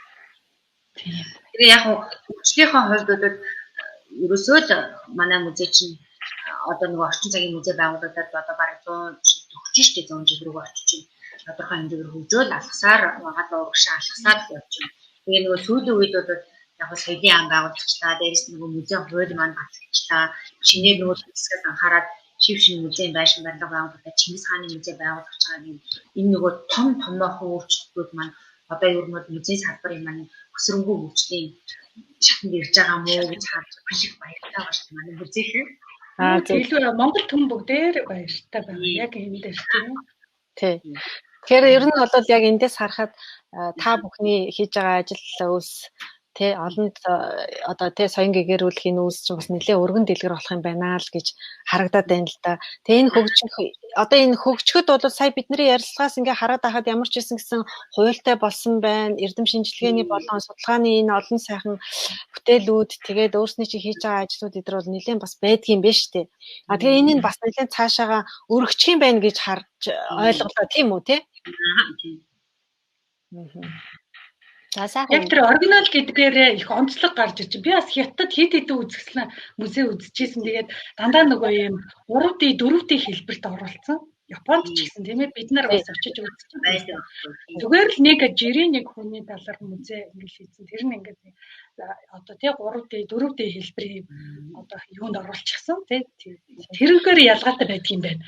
Ийм байдаг юм байна гэдээ одоо ойлгож байна. Энэ олон улсад ч бол яг тийм юу яадаг шүү дээ тий. Музей болон ийм нэг үнэтэй одоо жишээ зураг байлаа гэхэд чи оригинал нь маш үнэтэй байдаг шүү дээ. Тий. Тэгээд дандаа копи хийсэн буюу хувилсан юунууд нь ингээд үзэсгэлэнд явдаг.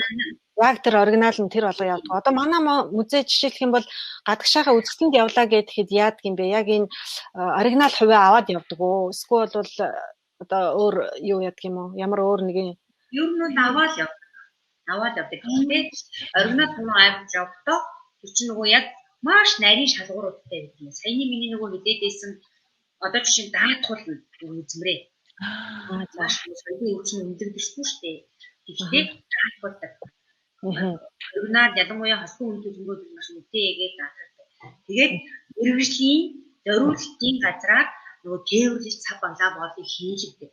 Тэгээд дээрэс нь нөгөө одоо жишээ нь манай өрөөнийг цаг өмөрөг байлаа гэхэд тодорхой нөгөө дудааны хэмнэн 18 хэмтэй ч юм уу чигшин 55 нөгөө гэрэлтүүлэн 50 төгсөөс доошо байж штэ. Энэ юмыг алдагдуулахгүйгээр нөгөө онгоцонд явж байхдаа ч замд нөгөө одоо жишээ нь онгоцонд юм хаач явж байсан. Энэ гормоо алдагдуулах авч явж харагдсан гэрээ байгуулдаг. Маш нарийн штэ. Тэгээд том музейуд ялангуяа одоо жишээ нь нөгөө нэг шаардлагуудаа тавьдаг. Танаар жишээ нь аюулгүй байдалд хандах юм уу? Нөгөө сан өмөргийн орчныг оромж хандах юм уу? Битрийн чинь шаардлага хандах юм уу? Тавиус авч юм уу? Маш нарийн байдаг. Тэр болгонд нарийн гэрээ байгуулж агаад тэгээд мэрэгчлэтний нөгөө хариуцах мэрэгчлэтнүүдийн танилтанд ордог гэсэн. Зөв. Тэгээ ер нь олон улсад бол тийм үзэсгэлэнгүүд олон гарах уу? Ер нь ямар байдаг вэ? Ер нь яг нэг хэсэг хаацсан байжгаад за 18 онд 17 онд Солонгос улсад хааны эзэнт гүрэн Монгол гээд ингээс утчихсан нөгөө төвхсаад зүгээр ингээс ахлаад ерөнхий зохион байгуулагч богдын музей манай музей хамтраад том үзэсгэлэн гаргаж ирсэн. Солонгосын эзэн музей. Тэр бол маш том сайхан үзэсгэлэн байсан. Тэрний өмнө нэг хэдэн жил нөгөө хууль юуны дөрвөн зурны хязгаарлалтсан гадаад үзэсгэлэнд үзмэр гаргахгүй гэдэг. Зөв. Өөрчлөгдсөн байж байгаа тэрүүгээр нэг сайхан нэлсэн. Одоо хуультай болоод бүр сайхан стейжсэн чадамжтай болчихлоо. Одоо тэгэхээр оригинал хувиа жишээ нь бусад улсууд ингэж гадагшаага үзэсгэлэн дэглэлтүүд явдаг уу? Юу штий явна. Оригиналыг тавихгүй бол бид нар очиж үзэхгүй гэсэн шаардлагач зөндөө байдаг. Зэрэг янз бүрийн явах юм тий. Явна. Тэгээд хэдий ч нөгөө оригинал үн цэнтэй үзэг тавина тэрүүгээрээ нөгөө үзэсгэлэн маань үнэлэгдэн шүү дээ. Үзэгчийн үзэгний төрч тий. Тийм байх. Нэрийн байдгийг тийм үү? Тэгэхээр ер нь гадаадад үзэсгэлэн гаргаж хаад гадныхын хэр их сонирхож ер нь ирж үздэг вэ? Солонгосын үндсэн би одоо нөгөө статистик тоог нь мэдэхгүй байна. Айгүй олон тоо гарч ирсэн маш сайн үзсэн гэдэг. Тэгээд тэрний нэг хэдэн жил үзэсгэлэн гаргахаа болоод таслахын өмнө бас нөгөө соёлын амнаас манай музей хэд хэдэн байгууллага хамтраад Чингис хааны үзэсгэлэн дэлхийд ороод зөндөө олон газар гарсан л да. Тэгээд одоо жишээ Сингапур улсад гарч байхад би тэгэхэд тэнд очиж ажиллаж байсан. Ер нь сайн үздэг шүү. Сайн үздэг. Зөв. Тэгвэл одоо их сайхан юу болдго юм байна. За тэгэхээр ерөнхийдөө үзэгчд маань асуулт байна уу те мөглөрөө. Тэгээ үзэгчдээсээ асуулт хийдүүлээ. Ерөнхийдөө нэвтрүүлгийн маань цаг сүүлийн шат руугаа явж байна. Тэгээ үзэгчдээсээ 1 2 3 асуулт байгаа тийм ээ. За профессор. За дуун жоохон сул байсан төрөний ярьж байгаа шүү. Дуун болсон гэдэг. Ерөнхийдөө бол асуулт гэх нь бол байгаа байх шиг байна. Тий амжилт хүссэн. Тийм амжилт хүссэн байна. Ер нь амжилт хүсье л гэсэн байна шүү. Тий. Баярлалаа амжилт хүссэн хүмүүстээ. Тий хараа. Ер нь бол тий. За ерөнхийдөө сайхан тань мэдхгүй мэдээллүүд хүргэлтлээ тийм ээ. Тий. Тэгээд уламжлалт заяасаараа нэвтрүүлэгт орж байгаа оролцогч маань нийт үзэж байгаа үзэгчтэй зориулаад нэг уриалга хэлдэг байгаа. Тэгээд бид хоёрын хувьд ч гэсэн маш сайхан танин мэдхийн те шинжлэх ухааны бас цэгцтэй мэдлэгийг бас тодорхой хэмжээнд авч чадлаа гэж бодож байна. За тэгээд одоо дэлхийн хэмжээнд манай музейчид маань те одоо хүчил бэрхшээлийн гарцсан дээрээ гараад ирсэн байна гэдгийг ойлгож авлаа. Хуйлтай болсон юм байна. Тэгээд цаашдаа одоо бид өөрсдөө те хувь хүн иргэн те одоо боловсролын салбарт ажиллаж байгаа тэр тусмаа багш нар маань за эцэг эхчүүд бүгдээрээ л одоо хамтдаа энэ салбараас хөгжүүлэхийн төлөө хичээх хэрэгтэй гэдгийг ойлгож авлаа. Тэгээд та минь одоо хүмүүстэй хандаад үзэгчтэй хандаад сайхан уриалга үг хэлээд ерөнхийдөө тийм. Одоо соёлын үнэт зүйлээр дамжуулаад нийгмийг соён гээрүүлж идэг байгууллага музей. Одоо энэ бол одоо жишээ нь мэргэжлийн үнцэн юм да. Нэгдүгээр үнцэн тий. За хоёрдугаар үнцэн гэх юм бол музей судлаад ерөн соёл судлаар явж байгаа хүн бол музейд ажиллаж байгаа хүн музей үйл ажиллагаа үзмэл цуглуулгын судалгаа гэдэг маань маш олон шинжлэх ухааны үйлдэл заавуудыг хийж идэг учраас энэ мэргэжлэр ажиллаж байгаа энэ чиглэлээр судалгаа хийж байгаа хүн маш олон талын чадвар чадамж мэдлэг мэдээлэлтэй болдог. Тэгэхээр энэ бол хоёрдугаар том үнцэн байгаа. За гуравдугаар үнцэн гэх юм бол одоо нийгэм жишээ маш олон салбар байна л да. Тэд нартай харьцуулах нь музейн салбар маш эгээлэг сайн салбар. Одоо тухайлбал улс төр бизнес ч гэх юм уу салбарууд ч гэх юм охир заваан хөдөлгөөр юм байхгүй.